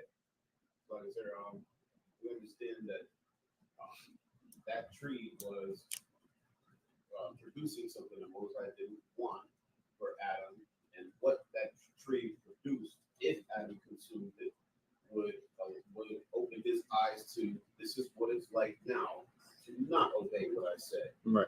There's consequences there. Right. And that's the thing. So the Most High is telling Adam, there are things that you can learn and do. And of course, I'll give you this information. The Most High communicated with Adam. All right. Which we can teach a whole class on that, how the Most High communicated with Adam through the constellations and all that. All of that is just, a whole class. You have to break that down. But you can learn from the Most High. And there's certain things that you can take from other places. But what you can't do, you can't learn this thing. What is this? What is this thing? That tree of knowledge of good and evil? What is that? That is the evil now that you've now introduced by taking hold of another nation or another tree's customs. All right. We can go further too. That serpent, we know that if the trees are people, we know that the serpent is a person. Right. The serpent is not an actual snake. Yeah, and we about to read that right now, and that goes into how our oppressor is the devil. The Bible speaks of. I'm gonna just drop the bomb on y'all. I'm gonna give y'all a spoiler. The serpent that we about to read about is the so-called white man. It's that nation of people. Straight like that. We'll read about it right now. Genesis 3:1. Okay, the book of Genesis, chapter 3, verse 1. Now the serpent was more subtle than any beast of the field. So now, what are the beasts of the field? Gotta read that. The beasts of the field are the other nations, but this specific nation, we'll read that. I'll give y'all the precept. I know it sounds like I'm just talking out of my behind. I'm telling y'all, I got the precept. Just hold on for a second, right? So now this serpent, this specific person or this specific nation was more subtle, meaning more cunning, more sneaky than all of the other beasts of the field or all of the other nations, right? Which the Most High God had made. Go ahead. Okay. And he said unto the woman, yea, hath God said, ye shall not eat of every tree of the garden? Give me Ezekiel 34. Now we see this damn devil. That's who this man is. That's who that serpent is. It's the devil that the Bible speaks about. We see him being cunning to this woman, coming to this woman because we know that the woman is the weaker vessel, and telling and asking this woman, yeah, God told you can't eat from here, huh? You can't get this information. You can't learn what we got to teach. You can't follow our culture, our customs, right? She's asking him that, or excuse me, he's asking her that question for a reason. Let's get Ezekiel the 34th chapter real quick before we break that down. Let's get verse 8. Book of Ezekiel, chapter the book of Ezekiel, chapter 34, verse 8. As I live, saith the Lord God, surely because my flock became a prey. So my flock became a prey. What's a flock? Do you call humans? Is there a flock of humans? You go out to a rally, and you see a bunch of people or a concert or something like that. You don't say it's a flock of people. You talk when you're saying a flock, you're talking about what? Animals, right? Yeah. Right. Keep going. And these animals became a prey, just like how Eve was one that was chosen of the Most High along with Adam, and she became a prey to who? Keep going. My flock became meat to every beast of the field. To every what? To every beast of the field. So now, once again, we have to understand what this got to be talking about, right? You read the context of Ezekiel the 34th chapter. This is talking about the fact that Israel became prey to the other nations. All of the beasts of the field. We've been in captivity under the Assyrians, under the Babylonians, in the sub-Saharan slave trade. We was under East Indians and Africans and all types of people. Here we are in America being under the so-called white man. We've become prey or meat to all of the other nations to devour. And that's what this is talking about. We've become prey to all of the other beasts of the field. The beasts of the field are talking about the other nations. And so now when we go back to Genesis, the 3rd chapter, we realize that this serpent being called more subtle than the other beasts of the field only proves to us that this man or this nation of people was the worst nation of people. They were worse than the Assyrians. They were worse than the Babylonians because they're more cunning. Think about it, right? Under our oppressor, this is the only servitude that we've been under where they literally take our identity and tell us that we're not that. We're just niggas. Under the Babylonian captivity, those was Africans. We still knew we was Israelites. Under the Assyrian captivity, we knew we was Israelites. The Greek occupation of Israel, we understood still that we were Israelites. Even under the Romans, we still knew that we were Israelites. Under the Romans. But this captivity under Esau is the most cunning, because not only did they make us perfect slaves, but they've also taken our identity from us. And so now we don't even know who we are to come back to our laws. Chinese people, I say this all the time, Chinese people don't have to run outside and say, hey, did you know that you're a Chinese person? Did you know you really come from China? They don't have to do that. They know their history. But for us, we got to go out and do these flower missions and go out in these campaigns and go to camp, all of these things to tell people, hey, brother, what are you? What's your nationality? Oh, I'm black. What do you mean you black? What does that even mean? Black? That's it? A Hispanic will say, yeah, I'm Mexican. What are you talking about, Mexican? Like, you're like 3 or 4 times removed from your true identity, because the so-called Mexicans, a lot of them, they come from the areas that they were in. You had the Aztecs and all different types of these native tribes that's still even not what they are. I'd be glad if a brother told me, yeah, I'm Aztec, I'm Mayan or something like that. You got to just tell me, at least do that. That's okay. We're only like once removed, because before you were Mayan, you were really an Israelite. But us having to do that just proves that they're the most cunning nation, because they've now misdirected all of our identities to be, oh, I'm black, oh, I'm Mexican American. You understand? I'm Native American. What are you talking about? They say that your history begins with slavery. Right. Yeah. Nothing before that. Like, the only thing you know before that, you were taking off the west coast of Africa. Yeah, that's it. Well, who did you belong to? Then what they really do to trick you too? Say, well, your people sold you to us. Right. That's what they say. That's what they say. When they know that Africans and Israelites are two different people, they know that the Hamites and the Israelites are not the same. Right. But they know that you don't know that, because they stripped that from you. Yeah. They stripped all that knowledge from you. Now they can just tell you whatever you want to hear. So they'll tell you, no, Africans sold Africans to white people. That's what they say. And if you're not, if you got this truth, you'll believe that. I'm gonna show y'all something real quick. One more precept. I know we got to move along. I just got to give y'all one more precept talking about these beasts. Remember, the serpent was the most subtle beast in the field. Let's get Ecclesiastes. I'll just pull it real quick. Ecclesiastes chapter 3 and verse 18. All right, Ecclesiastes chapter 3 and verse 18. It says, I said in mine heart concerning the estate of the sons of men that God. Now, who are the sons of men? Are they the Israelites? No. We're the sons of God. Remember, when you go back into the 6th chapter of Genesis, it says that the sons of God dealt with the daughters of men. We're not the sons or daughters of men. So now this is talking about the other nations of people, right?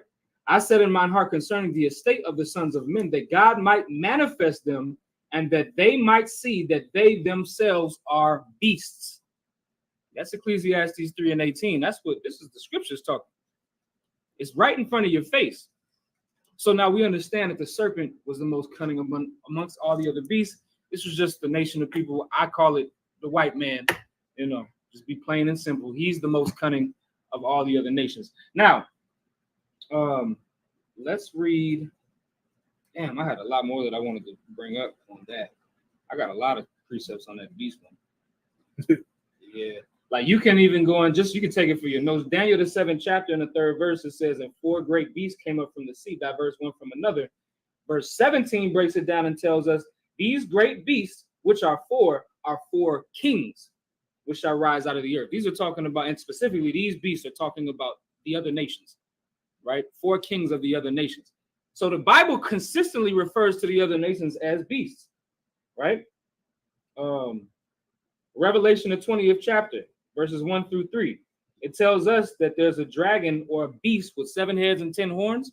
Those 7 heads and 10 horns are all Edomitic or Edomite or white man, white, whatever you want to call it, white nations.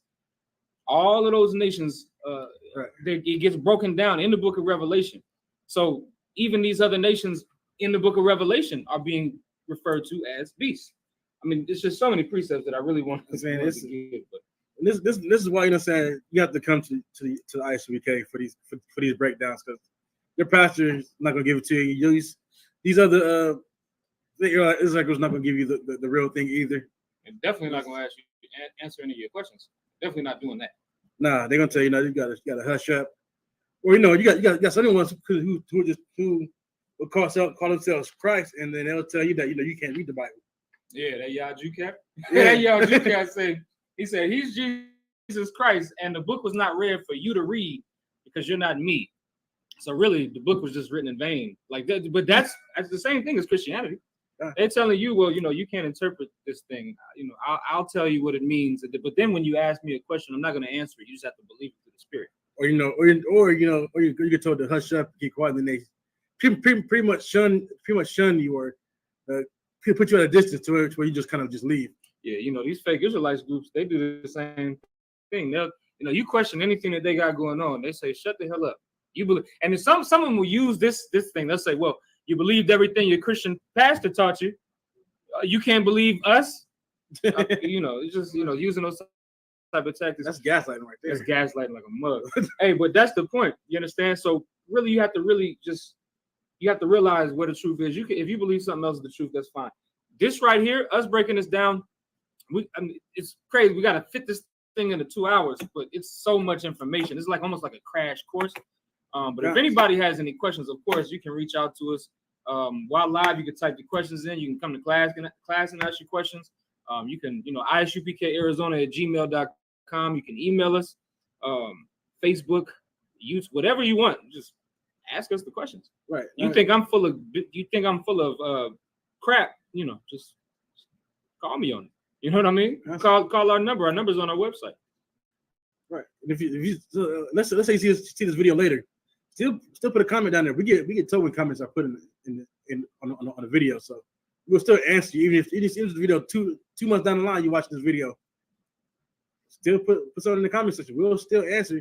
Listen, y'all, people will comment on old videos from all these big white YouTubers and all these other people, but won't do it for us. You know what I'm saying? Listen, it don't matter how old this video is when you see it. You got a question? I said multiple ways to contact us, or just put in the comment. Right. We'll get notified. We'll go see it. We'll answer you. You know what I'm saying? And if you don't do it in a comment, we'll say, hey, we're gonna make a video addressing your comment. Whichever, you know what I'm saying? There's so many ways to get in touch with us, as I want to put it. Phone numbers, Gmail, you know what I'm saying, email, whatever.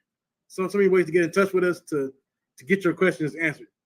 And we don't mind answering questions over here. You know what I'm saying? If I ain't got it, he got it. He ain't got it. Also, Montes I got it. Also, Montes I got it. Also, I got it. He ain't got it. Listen, we are one body here in the ISBK. So let's believe I'm gonna get the answer. When I get the answer, you get the answer. Like I said earlier, no, we here in SBK, we are taught, you know what I'm saying, how to be smart. You know what I'm saying? A smart man would not tell you just anything. He's gonna give you correct information. That's what we do here. We're not here to give you misinformation. You know what I'm saying? It's not going to, I don't want to say save you. Sounds Christian. Misinformation is not going to save you, right? But the correct information will save you. You know, so we'll put you on that right path. You know, to following the Most High, to doing His law, that's your commandment. That's at the end of the day, that's what this is all about. Us being obedient to the Most High. It's saying Adam and Eve were not obedient. Saying they chose to partake of that knowledge. And this is where we always get jammed up, because most of the time it's not something that's in our own mind. It's something we're influenced by external sources. And that's like Eve. Okay, you got to understand. Adam was given the instructions by the Most High God. And he listened. And so when he got his wife, he told his wife the same instructions. And you know how we know that she knows? Let's get back to Genesis, the 3rd chapter. Read verse 1, and then we'll just come on down and make these points. Okay. Book of Genesis, chapter 3, verse 1. Now the serpent was more subtle than any beast of the field, which the Lord God had made. And he said unto the woman, yea, hath God said, ye should not eat of every tree of the garden? So now he's asking the woman, he knows that she knows. right? But he's asking the woman. He's saying, "Hey, did the Most High tell you you can eat of any tree of the garden except for this one?" Keep going. In verse 2, and the woman said unto the serpent, we may eat of the fruit of the trees of the garden. Right. So no. And that's the thing. That's where we get. Okay, hold on. My bad. I gotta really get there with you. My bad. Look, y'all gotta understand something about this conversation. This is accountability. So it says the serpent was more subtle than any beast of the field which the Most High God had made. And he said unto the woman, talking about Eve, yea, hath the Most High said, ye shall not eat of every tree of the garden? So he's asking a negative question, meaning ye shall not eat. But she says, no, we can eat of the trees of the garden. So she, this is how you know she has received this instruction herself. Because not only did she corrected him, no, we can eat. Right. There's just one tree that we can't eat from. Keep going. Okay.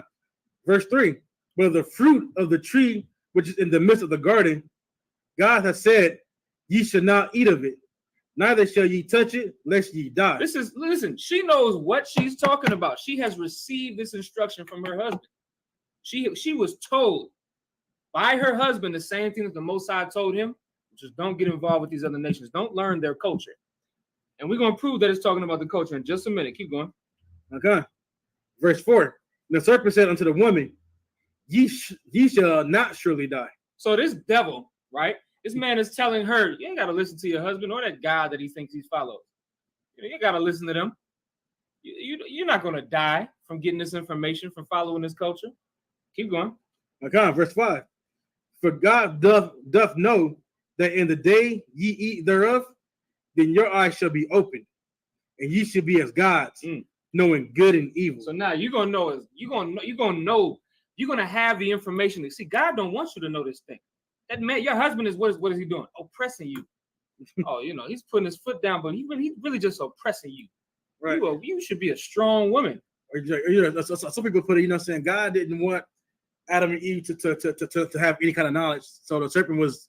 I've seen where people say the serpent was in the right because he opened Adam and Eve's eyes because God wanted them to be blind. He didn't want them to live a good life. That's literally that's great. Yeah, no, I've seen that. People point out that the serpent was the hero in this situation. The serpent is the villain. He's the oppressor. He's the same one that tells our women, hey, where did the feminism movement come from? White women. You understand? And you know why it's such a terrible thing? Because they have now taught our women that. Do you think this twerking and all of that comes from us? Like this is us? Our like black people just naturally we like to twerk. Our women just love to twerk. No, that don't come from us. The first women to really start showing their body and wearing them short shorts and wearing them bikinis, it was the white women that was a part of that feminist group. That feminist movement. They started going to the beach. Before they used to have to wear clothes to go to the beach. Right. They started wearing the two-piece bathing suits, the little bikinis. They started doing them little dances. That's why I'm telling y'all, they would wear these little tiny little shorts, we call them crop tops, all of that. Back in the 50s, 60s, man. And they would go to these places where they would dance, and they was rebelling against, being repressed from being able to show their body. And so they would go and they would dance extremely sexually. And that's where you get your twerking and your grind and all of that from, because these women, these white women, a part of this feminist movement, will go and they would say, nah, these men can't control us. We're going to shake our ass. We're going to go dance provocatively. I'm going to go show my breasts. It's like, yeah, I'm going to put my cleavage out. You understand? And this is my point. My point is they have been taught the same way the serpent taught Eve. By our oppressor has taught us, hey, you don't have to listen to your husband. Put him on child support. Kick him out the house so I can give you welfare. You don't have to, when he tells you to cover your ass up, you ain't got to do that. You're your own woman. Wear whatever type of booty shorts you want to wear. Put your front butt out, all of that. And you know what's going to happen? What has happened is they listen because it's the same thing that happened before. History repeats itself. The serpent told this woman, you ain't got to listen to your husband. Right. He's just trying to stop you from being a god, queen. When a nigga call you a queen, you better know he's trying to get over on you. Right. When a nigga call you a queen, you know he's trying to get over on you. You better know it. And listen, but you could do, you goddess. Yeah, you a goddess, or the black woman is God, all that garbage. Listen, all they trying to do is just get over on you. And that's what the serpent did. The serpent said, you could be a god. Why are you listening to your husband and listen to that so-called God that you serve? Nah, listen to me. I'm telling you, it's some shit over here that you want. You're being repressed from it. And that's the same thing that happened with the feminist movement, the same thing that happened with us being in these poverties, these ghettos. General Muhammad broke it down last night. You know, those project buildings in New York, you know, Jewish people used to live in those. And now we live in them. Here's the thing. Jewish people, they committed crime and, you know, sold drugs and all of these things. This is something that you could just look up. I'm not lying on them. They committed crimes and sold drugs to get out of those projects. And now when black people do it, we're vilified for it. We're in those same exact project buildings. The thing is, our oppressor, they set up systems for these people, government assistance that is not like, you know, food stamps. So I'll give you $200, you know, a month to buy food. It's not nothing like that. We're talking about grants and loans. So these Jewish people could start their own businesses. So these Jewish people could get out. And it's not even just the Jewish. I don't want to put the whole thing on them. You know, the same thing with the Irish, the same thing with the Chinese. Like they put them in positions to get out of the I don't want to say the poverty that they were in, so they could get rich. So now they own the Diamond District. Now they own every what do you call it? Chinatown, and all of the hair shops in all of our neighborhoods, and making millions of dollars off of us. They were put in that position. Us, we get told by our oppressor, hey, you should follow what they did. They committed so many crimes and got rich. So now that they got out of the project building, you should do the same thing to get out of the project building. That's what the serpent was telling Eve. But the problem is that it don't work that way for us. Right. You understand? So like you had something?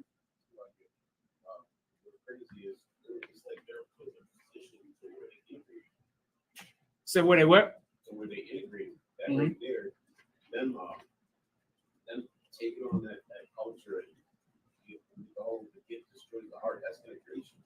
The whole thing of absorbing what another nation is doing and mimicking what they did for any type of success or something like that. That's all integration.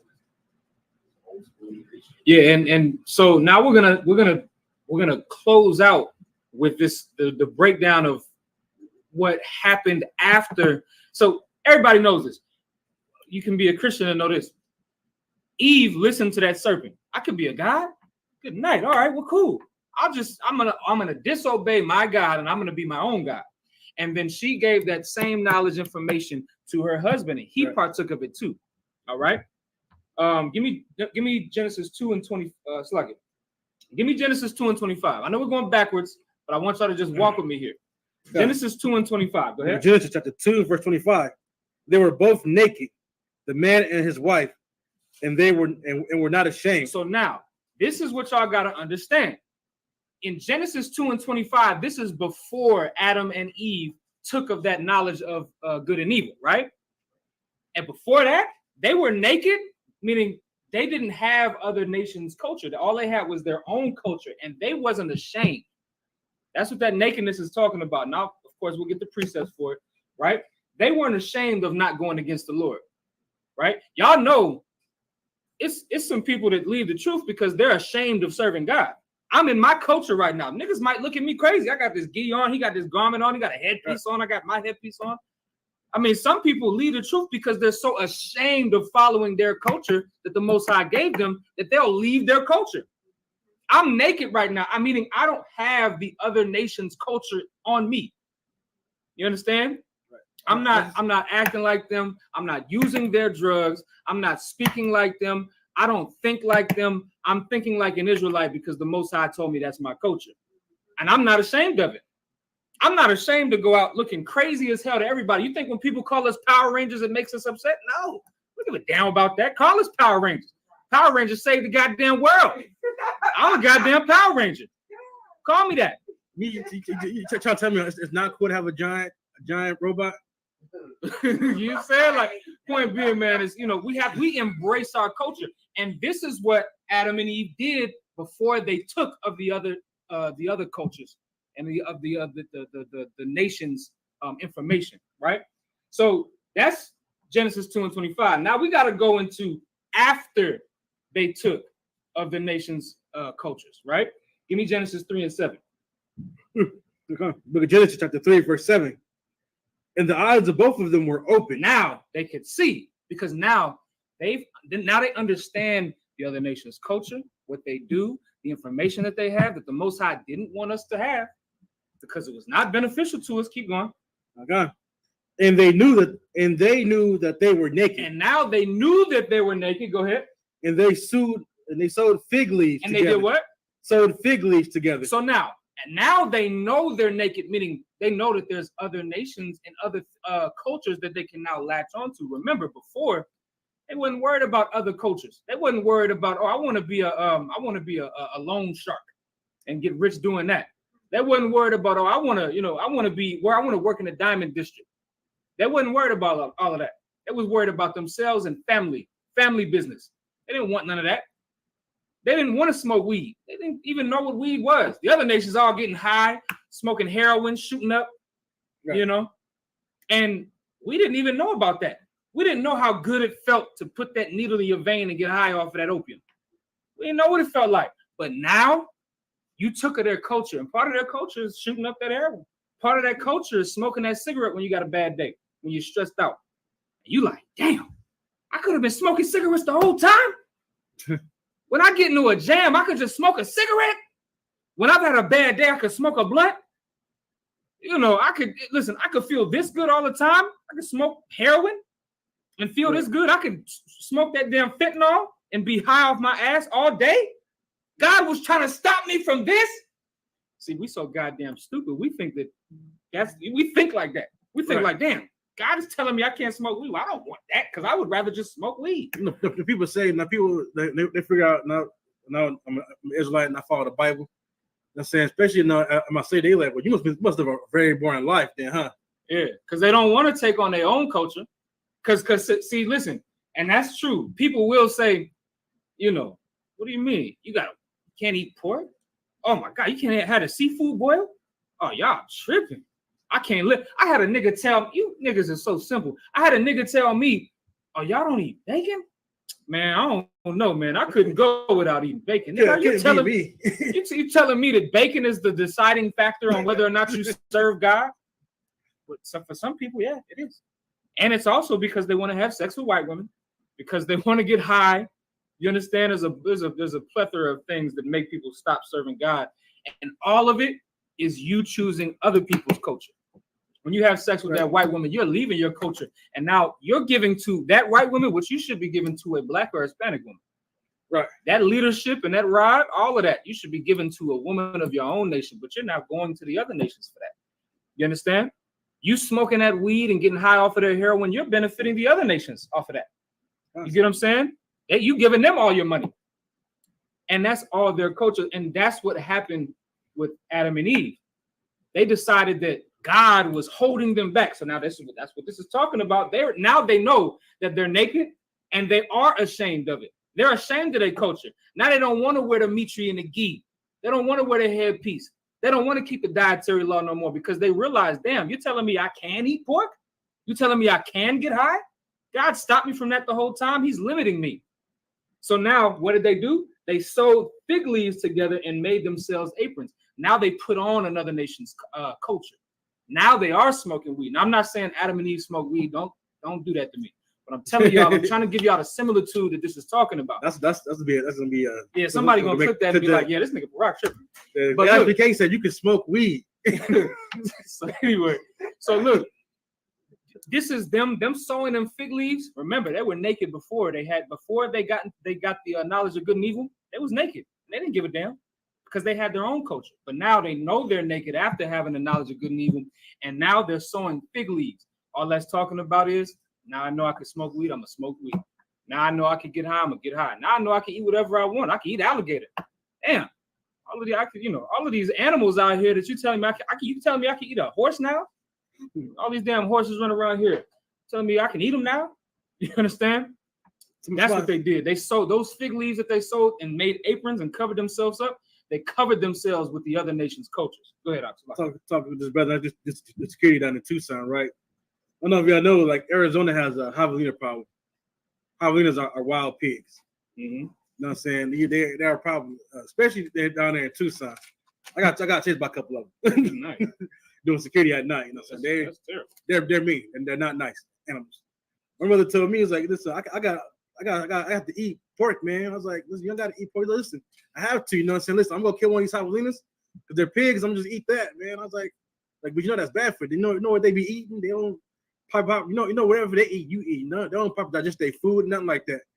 So you know, they're not good animals to eat. For you, they're not healthy, man. Oh man, no, you trying to kill me with that Bible stuff. I'm gonna go kill these javelinas. I'm gonna get me some pig. Yeah, you try killing that goddamn javelina, he's gonna eat you to pieces. You trying to eat that motherfucker? He gonna eat you. Salaki for my language. Forgive me. Nah, all right, now let's get a tough animal. Give me Exodus 32. Yeah, javelina. You try to kill a goddamn javelina, you ain't got no experience. You know that javelina gonna kill you, man. You gonna be food for him. This is the last, second to last precept. 32 and 25. Exodus. Let's get 20. Okay. All right, give me verse 23. This is a time. Well, just read it. Salaki. This is the book of Exodus, chapter 20. It's like chapter 32, verse 23. Mm-hmm. For they said unto me, make us gods, which shall go before us. For as for this Moses, that the man that brought us up out of the land of Egypt, we wot not what has become of him. So now let me explain what's happening. Most of us understand there was a time when we was coming out of Egypt, coming into our holy land. We were in the wilderness, and Moses spent 40 days on Mount Sinai with the Most High, and that's where he delivered to him all of his law, statutes, and commandments, all of these records that we're reading about in the book of Genesis, all of that. That's a long time. And he didn't say, hey, I'll be back in 40 days. He just said, I'll be back. It could have been 2 days. It could have been 2 hours. It could have been 2 years. Nobody knew. And so they got impatient, and they told Aaron, which was supposed to be the high priest at the time, which is Moses' brother, hey, I want not what has become of Moses, meaning this nigga just let us out just to lead us into destruction so we could starve to death. You know what? I don't like serving this God that he's up there talking to because they want to leave us to die. Right. Make us a golden calf. Make us an idol to serve. And so Aaron, he said, okay.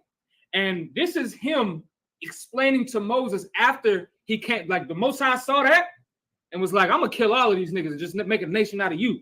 Moses had to persuade the Most High, hey, let me just go talk to them real quick.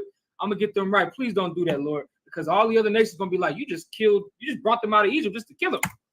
You're a terrible guy. Right. So Moses pleaded with the Most High, came down to talk to us. Now Aaron is explaining to Moses what happened and why now they have created an idol, which is explicitly against the Most High's law. The so-called 10 commandments was given before this in Exodus, the 20th chapter. And one of those, the first law is what? Thou shalt have no other gods before me. And they broke it already. So Aaron is explaining what's happening. Go ahead. You can. Verse 24. And I said unto them, whosoever hath any gold, let them break it off. Mm-hmm. So they gave it to me. Then I cast it into fire. And there came out this calf. And there came out his calf. Like he didn't do the metal work to form this calf or whatever. And Aaron get a pass from me. He was our high priest at the time. He made a mistake that most of us have made in our lives. Keep going. Verse 25. And Moses saw that the people were naked. Well, what? When Moses saw that the people were naked. So now you telling me Moses came down off of this mountain, started talking to Aaron, and he looked around and said, damn, why everybody ride out? People got their chests out. Why everybody naked? That's not what this is talking about. Read it from the top and keep going. Okay. And Exodus chapter 32, verse 25. And Moses saw that the people were naked, for Aaron had made them naked. Aaron did what? For Aaron had made them naked. Now, are you telling me Aaron stripped off everybody's clothes? All he asked, listen, that'd be going the extra mile because all he asked was just take your earrings off and your chains and your bracelets, and I'm going to put those things in the fire and make an idol. He didn't say, give me your shirt and your pants. Certain clothes, certain pants have gold on them, sir. No, man, don't do that to me. Listen, anyway, point being, all he asked them to do was, so this is not, let's not take the analogy too far. This is really what it is.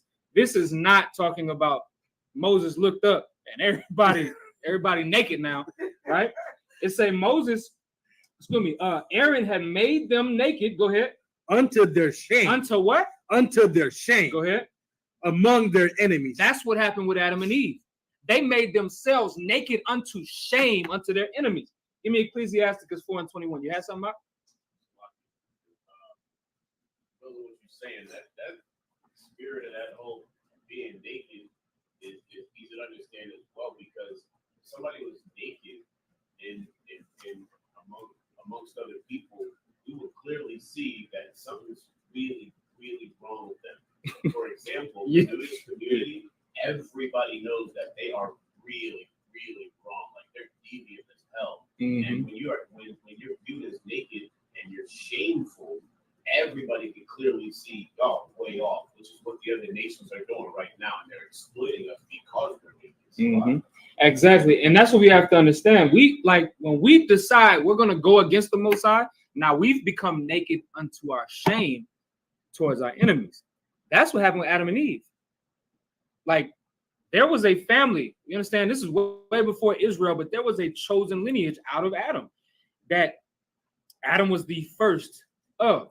And he now has compromised, his image. Remember you was talking about that in the beginning of the class? Now the other nations is like, oh yeah, they're just like us. Like, that's me taking off this, I got to take this off to go. What I'm talking about? I can wear this anywhere. My UPK shirts, I wore this to Kazakh's where's he at? He's asleep. I wore this to Kazakh's basketball game with my fringes on and everything. You think I'm gonna take it off? Oh, I'm not gonna wear this because it's American basketball. I don't want to, I don't want to offend nobody. God damn that. I'm gonna wear this. I wear one of the first times I brought him to a basketball game, I was fully UPK'd out. I had my headpiece on, all of that. I'm not ashamed. Now, I'm not saying y'all gotta be like that, but I wear my UPK stuff everywhere because I'm not ashamed of this. You gonna say you had something? I was gonna say, the man that fully embodies that, no shame about him. This brother not saying he can't get in with the spikes on. I ain't going in because that's our culture. I don't blame the brother for that. I don't blame him for that. You know what I'm saying?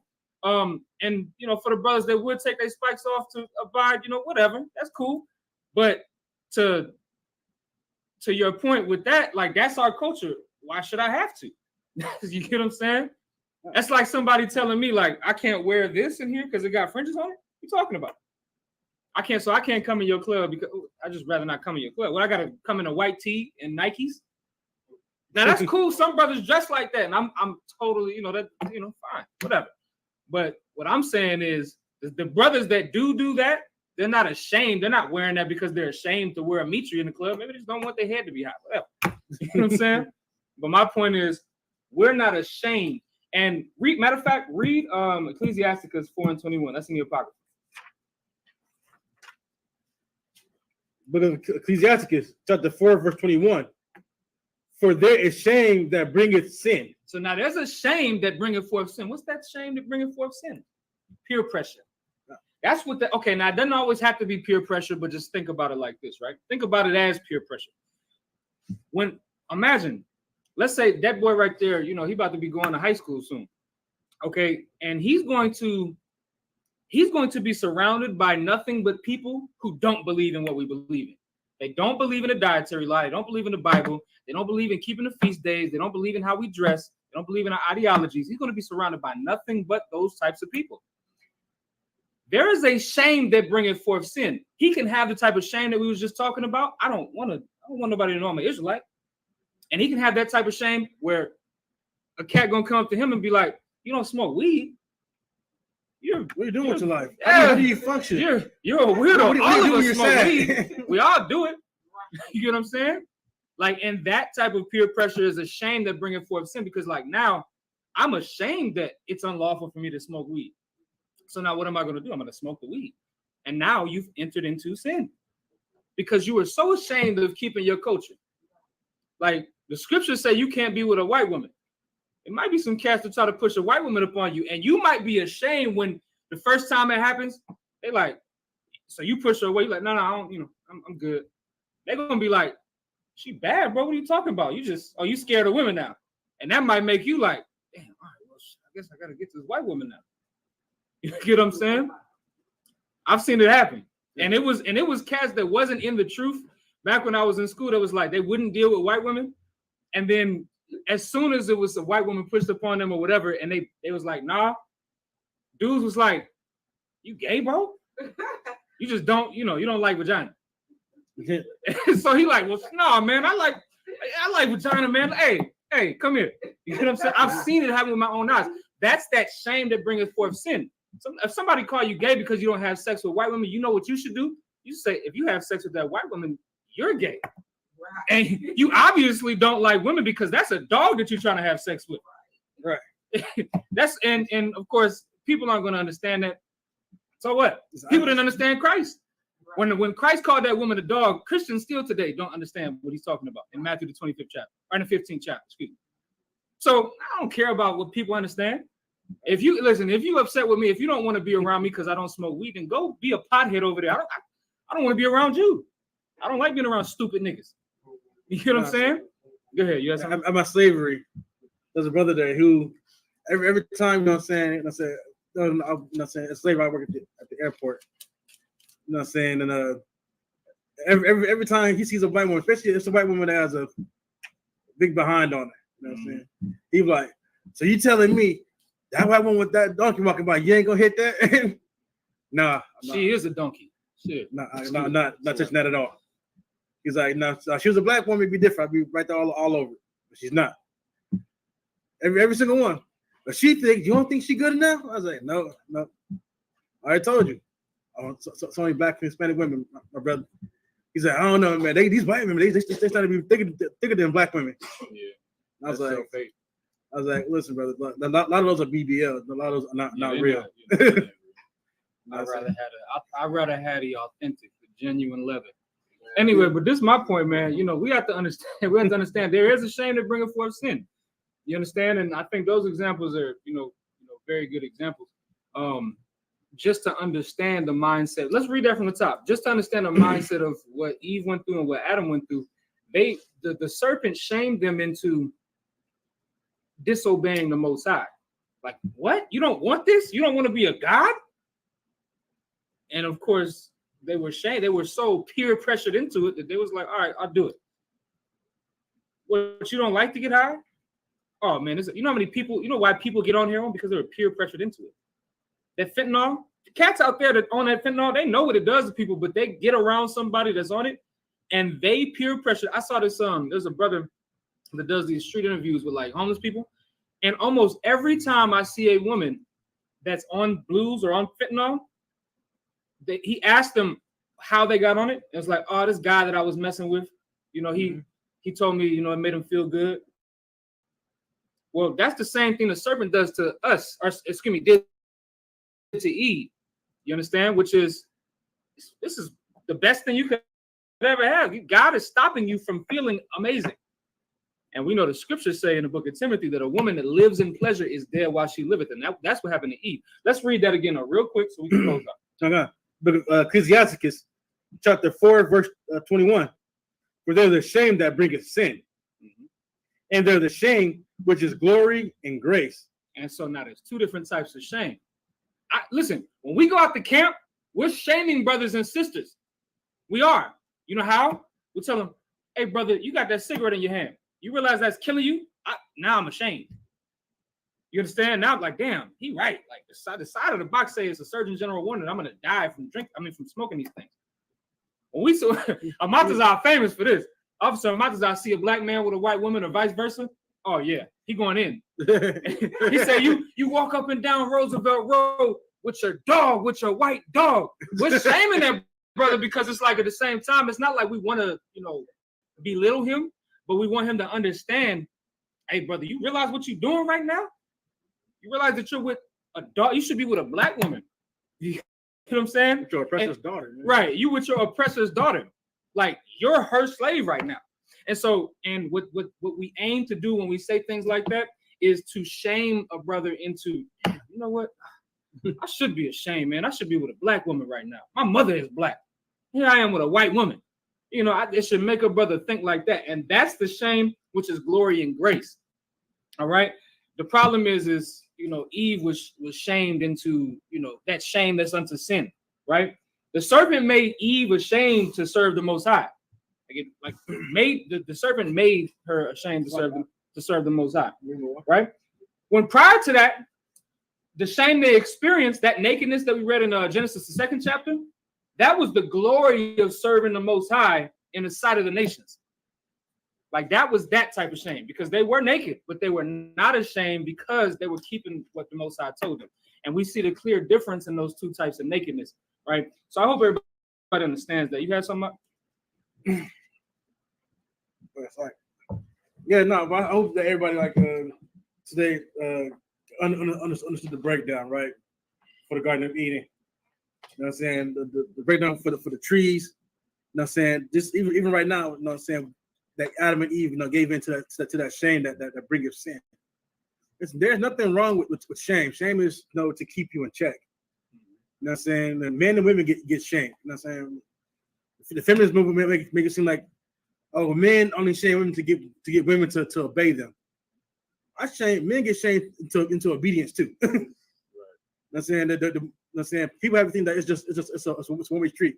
Yeah, you know how many councils I've been in where I get told I'm wrong, and I'm like, damn, I'm ashamed that I even did this. You get what I'm saying? Like, I'm ashamed that they're telling me I'm wrong, and the thing that I was wrong about, like, damn, I'm ashamed that I did that thing. You get what I'm saying? And that happens all the time. Right. So the difference is, like, you know what I'm saying, a lot of these people that they don't want to have authority over men and women are like that. You know what I'm saying? More so those women, especially the feminist movement. But this whole class today was just to give you the proper breakdown. Like I don't want to say, you know what I'm saying, it was a crash course, right? It's like I said, there's so much more you can go and pull out of just Genesis alone. Like the whole Bible, like, so you some just so much with the precepts upon everything that you can just pull out and break down. Like you're never going to know the whole Bible in 10 years, 20 years, 30 years. It's always going to be something new you're going to learn. It's going to be revealed to you. Yeah, no, and that's something definitely to touch on that. That's One West. Like, yes, this is the home of the truth. There are things that weren't revealed to us. Everything wasn't revealed to us in 1969. There were things that we had to progress and grow. And we have to understand that about this Bible. This Bible is a living book. Like these prophecies that we come in, you know, that like the general be breaking down and things like that. Like, yeah, we always knew Russia was going to be a part of this thing. But then here we were in 2021, 2022, when we really was like, no, look at Russia doing this thing. Look at Ukraine. Look at all of these things. Like, so things consistently get revealed to us. This is a living book. And when we read these things, now this is just, I'm gonna be honest, it is meat, you know, versus milk. Like milk is the milk scriptures of, you know, the color of the Israelites, keeping the law, things like that. This is more so meat, meaning it's a little bit harder to chew and understand. However, this is still the basic of, you got to get these things. You have to understand the creation. Right. Like you can't read the entire Bible and just not understand the creation of how we came to be. And how, especially when we're talking about today, the Garden of Eden, all of that, it's important. So, but once again, these things are, you might not get that in your first 2 years of the truth, 3 years, 4 years. You understand? And that's why, once again, it's important to come to these classes, to take notes, to learn, because trust me, you'll never stop learning. General Muhammad will tell you that himself. There are things that I think General Muhammad knows everything, but there are certain questions that he has to get the answers from Commander General Yohana, because there are things in this Bible. This Bible is although it's a compact book, there's infinite understandings in this Bible, infinite mysteries. You understand? So also, I've seen General Muhammad, and I said the guy's like, I'm not too sure now. Let me get the answer for that one. Exactly. You understand? That's what I was saying earlier. That's what smart men do. Not just smart people. That's what, you know, man. That's what you don't give false information. Yeah, that's how. If I could, like, I've seen a lot of people get jammed up because they want people to think that they're smart so bad that they will give them the answer that they think. That's why, like, we always teach in here, only teach what you've been taught. Don't let somebody ask you a question on Zechariah the 3rd chapter and you go and try to break it down and you don't know what the hell you're talking about. But because you want to seem smart, you give them the worst breakdown they've ever heard. You can, like, imagine that. Like trying to break down a chair. Like, I'm telling y'all, don't do that. I was talking with a brother doing security out of Tucson, you know what I'm saying? I told him, I'm not too sure about that. I'm not to get the answer on that one. How you like, how you gonna tell you've been saying about, but you don't know the answer to that one? I was like, well, I might not. That one, I was like, that right there, I ain't really, I ain't asked for the breakdown for that one, but I'll ask for the breakdown for it. Now I'll come back and give it to you. He said, well, you should already know. I was like, well, do you know everything? It's like no, it's like I saw an interview with what's the black dude, the astronomer dude. Yeah, that idiot. You No, know, he's not really. idiot, but no, he signed it, but somebody has asked questions about some What about the hell is his physics. name though? His name is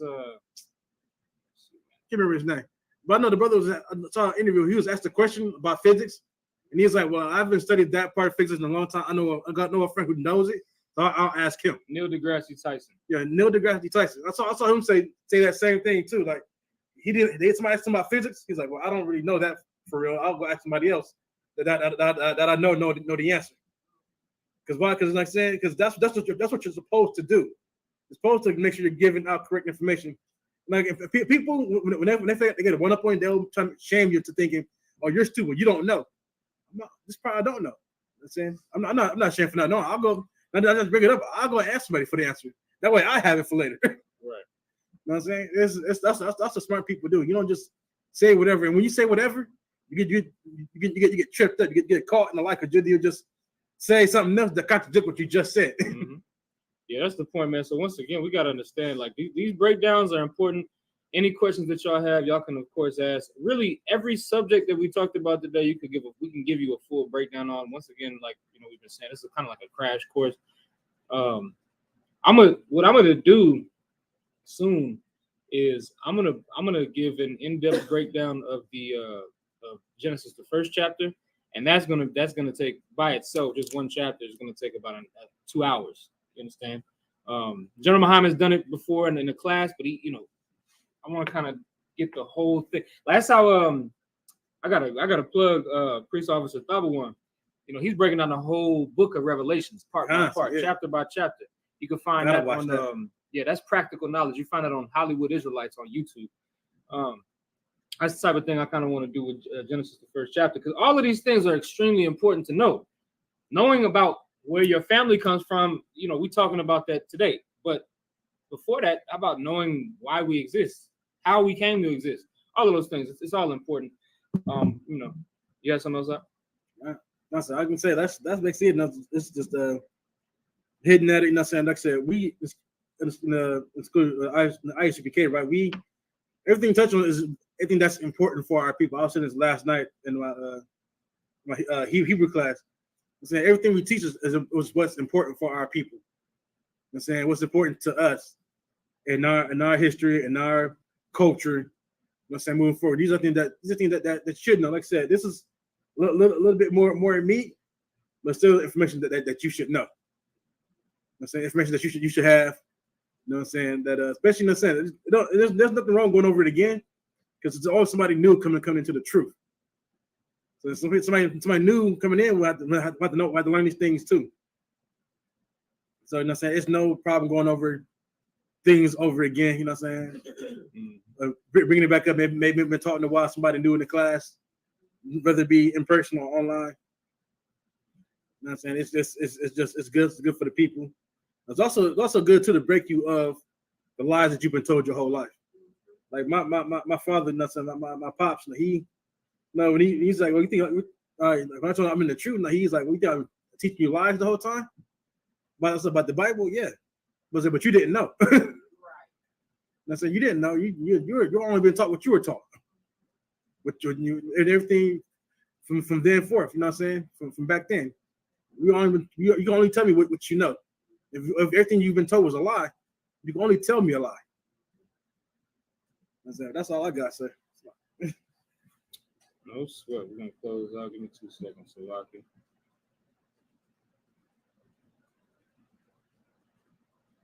Yeah, it's about, I want to close now. Anybody's got any questions? All right, let's get it. Umbrella, He's had a long day. Get the brother some grace. Like that. Sorry, towards the east, Panyagodam.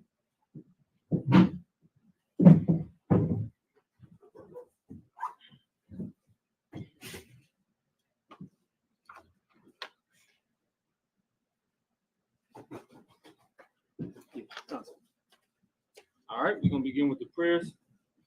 We're gonna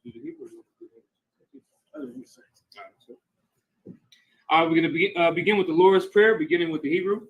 Abanawa. Abanawa. Shabbat Shemayim. Shabbat Shemayim. Kodash. Kodash. Hayah. Hayah. Shamka. Shemka. Yahweh. Yahweh. Malakwatka. Apaka. Tabaa. Tabah. Zaka. Zaka. Hayah. Hayah. Aisha. Aisha. Barataza. Barataza. Kawa. Kawa. Hayah. Hayah. Ashemayim. Ashemayim. Thalanawa. Thalanawa. Lakam. Akam. Call you one. Call you one. Wasalakanawa. Wasalaknawa. Kawatnawa. Kawatnawa. Wasalaknawa. Wasalaknawa. Kawatnawa. Walaa. Wala. Tabayanawa. Yanawa. Wanasai one. Misai one. Ball. Ball. Hawashanawa. Hawashinawa. Mayan. Mayan. Raikaya. Raikaya. Laka. Laka.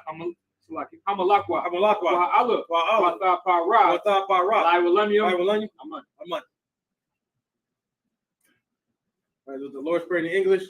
Our Father, which art in heaven, hallowed be thy name. Hallowed be thy name. Yahweh, Yahweh. thy kingdom come, Thy kingdom come. thy will be done Thy will be done in earth in earth as it is in heaven. as it is in heaven. Give us this day Give us this day our daily our bread. daily bread. Forgive us our And debts forgive us our debts as we forgive our debtors. as we forgive our debtors. It is not into temptation. Lead us not to temptation. Deliver us from evil. But deliver us from evil.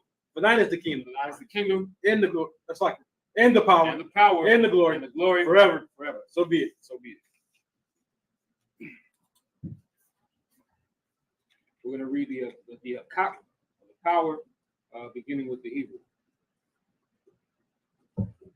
Yahweh, Yahweh, Ba'ashem Yahushai, Hashem Yahushua, Baba Kwashai, Baba Kasha, Athanahu Hakak, Dana Hakat, Hakat Larapa'ah, Hakat Lapa, Call Magala, Call Makal, Wakal Madawa, Call Madawa, Hakat Latahar, Hakat Latahar, Hamat is a right, Hamat Sarai, Hakat Lakwayam, Hakat Wakwayum, Amathim, Amathi, Hakat Arakawa, Hakat Arukara, Atama'ala, Atama'al, Lagar Shun, Nagar Shun, Ba'ashem Yahushai, Hashem Yahushua, Waraman. Wadaman. The power in English. Yahweh, Yahweh, name Yahushua. name Yahushai. Please give us the power. Please give us the power. The power to heal all manner of sickness, The power to heal all manner of sickness and all manner of disease. and all manner of disease. The power to cleanse the lepers. The power to cleanse the lepers. The power to raise the dead. The power to raise the dead. The power against unclean spirits. The power against unclean spirits. To cast them out. To cast them out. Name Yahushua. Name Yahushai. Thank you. So be it. Thank you. So be it. Psalms 121st chapter in the Hebrew. Asha'ah. Asha'ah. Ayanya. Ayanya. Ahaharya. Ahaharya. Mayan. Mayan. Yaba'ah. Yaba'ah. Isaiah. Isaiah. Isaiah. Isaiah. Ma'aim. Ma'aim. Yahweh. Yahweh. Aisha. Aisha. Shamayam. Shamayam. Wa'arataza. Barakza. Ayathan. Ayathan. Lamawat. Amawat. Ragalka. Ragalka. Al-Yanawam. Ayanawan. Shamarka. Shamarka. Ana. Ana. La'a. La'ah. Yanawam. Yanawan. Wala'a. Wala'ah. Yayashan. Yayashan. Shamar. Shamar. Yashala. Yasra'ala. Yahweh. Yahweh. Shamarka. Shamarka. Yahweh. Yahweh. Zalka. Zaka. Al-Yad. Ayat. Yaminka. Yamyaka. Yawamam. Yawamam. Hashemat. Hashemas. La'a. La'ah. Yakaka. Kaka. Wayarak. Wayarak. Alayala. Wayala. Yahweh. Yahweh. Yashamarka. Yashamarka. Makal Rai. Call right. Yashamar. Yashamar. Athapashka. Atnapash. Yahweh. Yahweh. Yashamar. Yashamar. Taza'atka. Taza'atka. Waba. Baba. Wa'aka. Wa'aka. Ma'aitha. Ma'aitha. Ai. I will love. All right, Psalms 121 in English. I will lift up my eyes unto the hills. I will lift up mine eyes into the hills. From whence cometh my help? From whence cometh my help? My help coming from Yahweh. My help cometh from Yahweh, Which made heaven and earth. which made heaven and earth. Do not suffer thy foot to be moved. He will not suffer thy foot to be moved. He that keepeth thee will not slumber. He that keepeth thee will not slumber. Behold, Behold, he that keepeth Yasharala, he that keepeth Yashala so that slumber nor sleep. shall neither slumber nor sleep. Thou is thy keeper. Yahweh is thy keeper. Thou is thy shade upon thy right hand. Yahweh is thy shade upon thy right hand. The sun shall not smite thee by day, The sun shall not smite thee by day, nor the moon by night. nor the moon by night. Thou shalt preserve thee from all evil. Yahweh shall preserve thee from all evil. He shall preserve thy soul. He shall preserve thy soul. Thou shalt preserve thy going out Yahweh shall preserve thy going out and thy coming in. and thy coming in. This time forth, This time for even forevermore. Even forevermore. We read Psalms 83rd chapter in the Hebrew.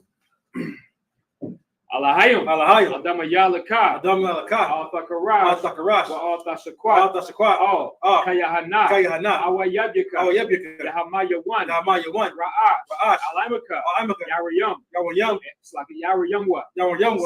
Sawadah. Sawadah. Wayatha. Wayatha. Yaitazah. Yaitazah. Al Tazapawinyaka. Al-Tazapawanyaka. Amarwa. Amara. Lakawa. Lakawa. Wanakakidam. Wanakakidam. Lagauya. Gaya. Wala'ah. Wala'ah. Yazakar. Yazakar. Sham Yasha'ala. Sham Yasha'ala. Awadah. Awadah. Kaya. Kaya. Awaitazah. Yaitazah. Laba. Laba. Yakadwa. Yakadwa. Aoyaka. Aoyaka. Arya. Baryat. Yakarathwa. Yakarathwa. Ahawya. Ahawya. Arawam. Arawam. Wayashmayaliyam. Washma'ali. Awa Abba. Awa Abba. Hagarya. Wagari. Jabal. Ball. Wa'ima 1. Wa'ima 1. Wa'ima Lak. Wa'ima Lak. Kalasha. Kalasha. Wa'ima Shavya. Shavya. Tazawar. Tazawar. Gamashawar. Gamashawar.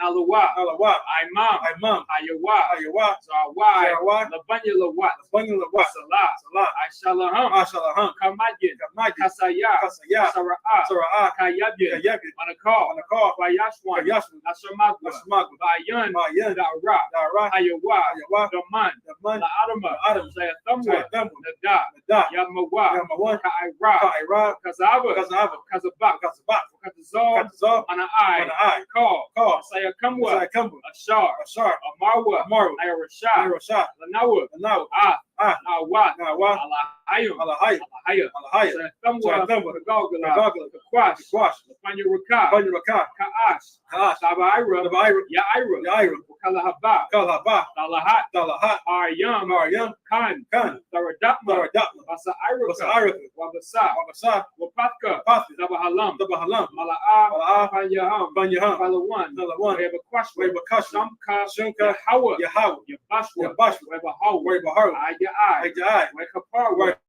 Kaparo, Wayapatwa, Wajabat, Wayadaiwa, Wayadaiwa, Kayata, Kayata, Shamka, Shunka, Yahawa, Yahawah, Labadka, Labat, Ayawan, Ayawan, Alkal, Alkal, Aratazah. Aratazah. Psalms 18 English.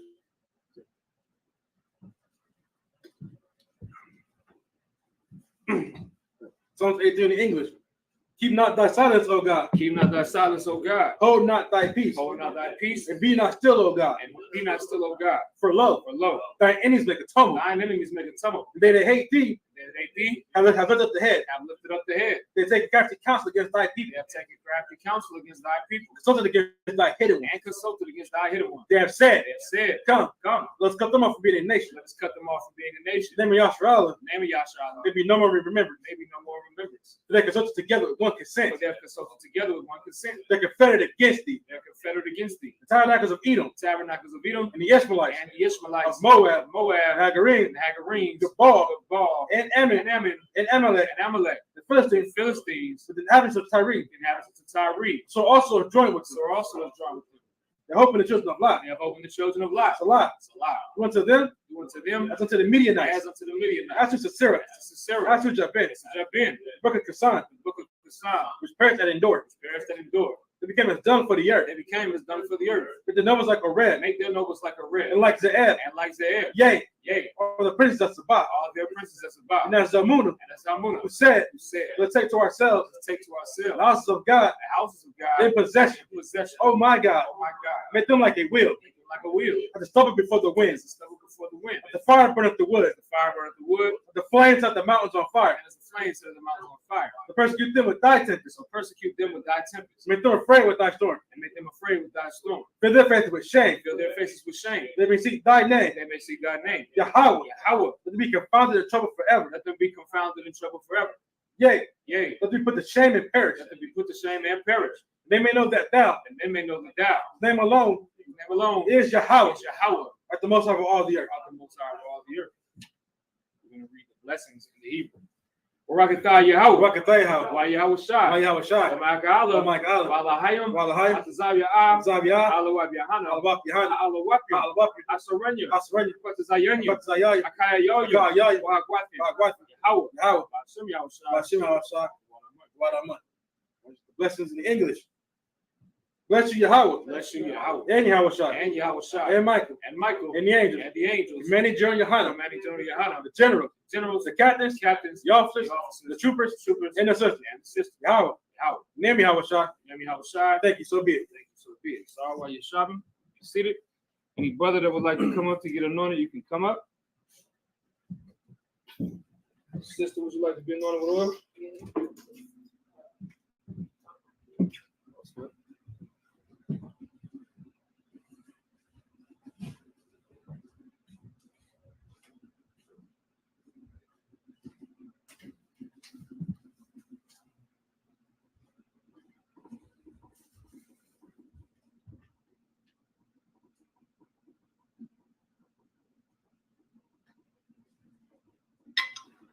All right, you're gonna read this prayer. You know the drill, sis. All right. Yabaraka Yahweh. Yabaraka Yahweh. Washamarka. Washamarka. Yar Yahweh. Yar Yahweh. Pan Yahweh. Pan Yahweh. Alyaka. Alyaka. Wakanka. Wakanka. Yashar Yahweh. Yashar Yahweh. Pan Yahweh. Pan Yahweh. Alyaka. Alyaka. Washamlaka. Washamlaka. Salam. Salam. Yahweh. Yahweh. Washam. Washam. Yahushai. Yahushai. Barak. Barak. Rapah. Rapah. Magan. Magan. Hagan. Hagan. Rayana. Rayana. Rayana. Rayana. Washam Yahushai. Washam Yahushai. Wadaman. Wadaman. Sister. All right, what we just said was Yahweh bless thee and keep thee. Yahweh make his face shine upon thee and be gracious unto thee. Yahweh lift up his countenance upon thee and give thee peace. Yahweh in the name of Yahweh Shai, bless, heal, shield, and protect the sister right now. With that, we're going to go ahead and close out. Get them up real quick. Kabbalah, we get them up real quick. We're going to salute out the Sabbath service. All right, so men of Israel at Majim, which means to stand.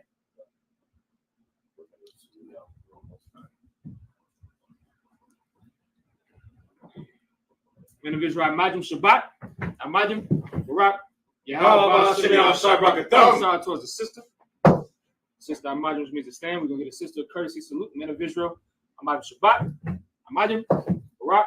Yahweh Shemar Latham by Shemi Yahushai. Yahweh Shemar, Yahweh Shemar, Yahweh Shemar. Yadi Matzah. Dismiss.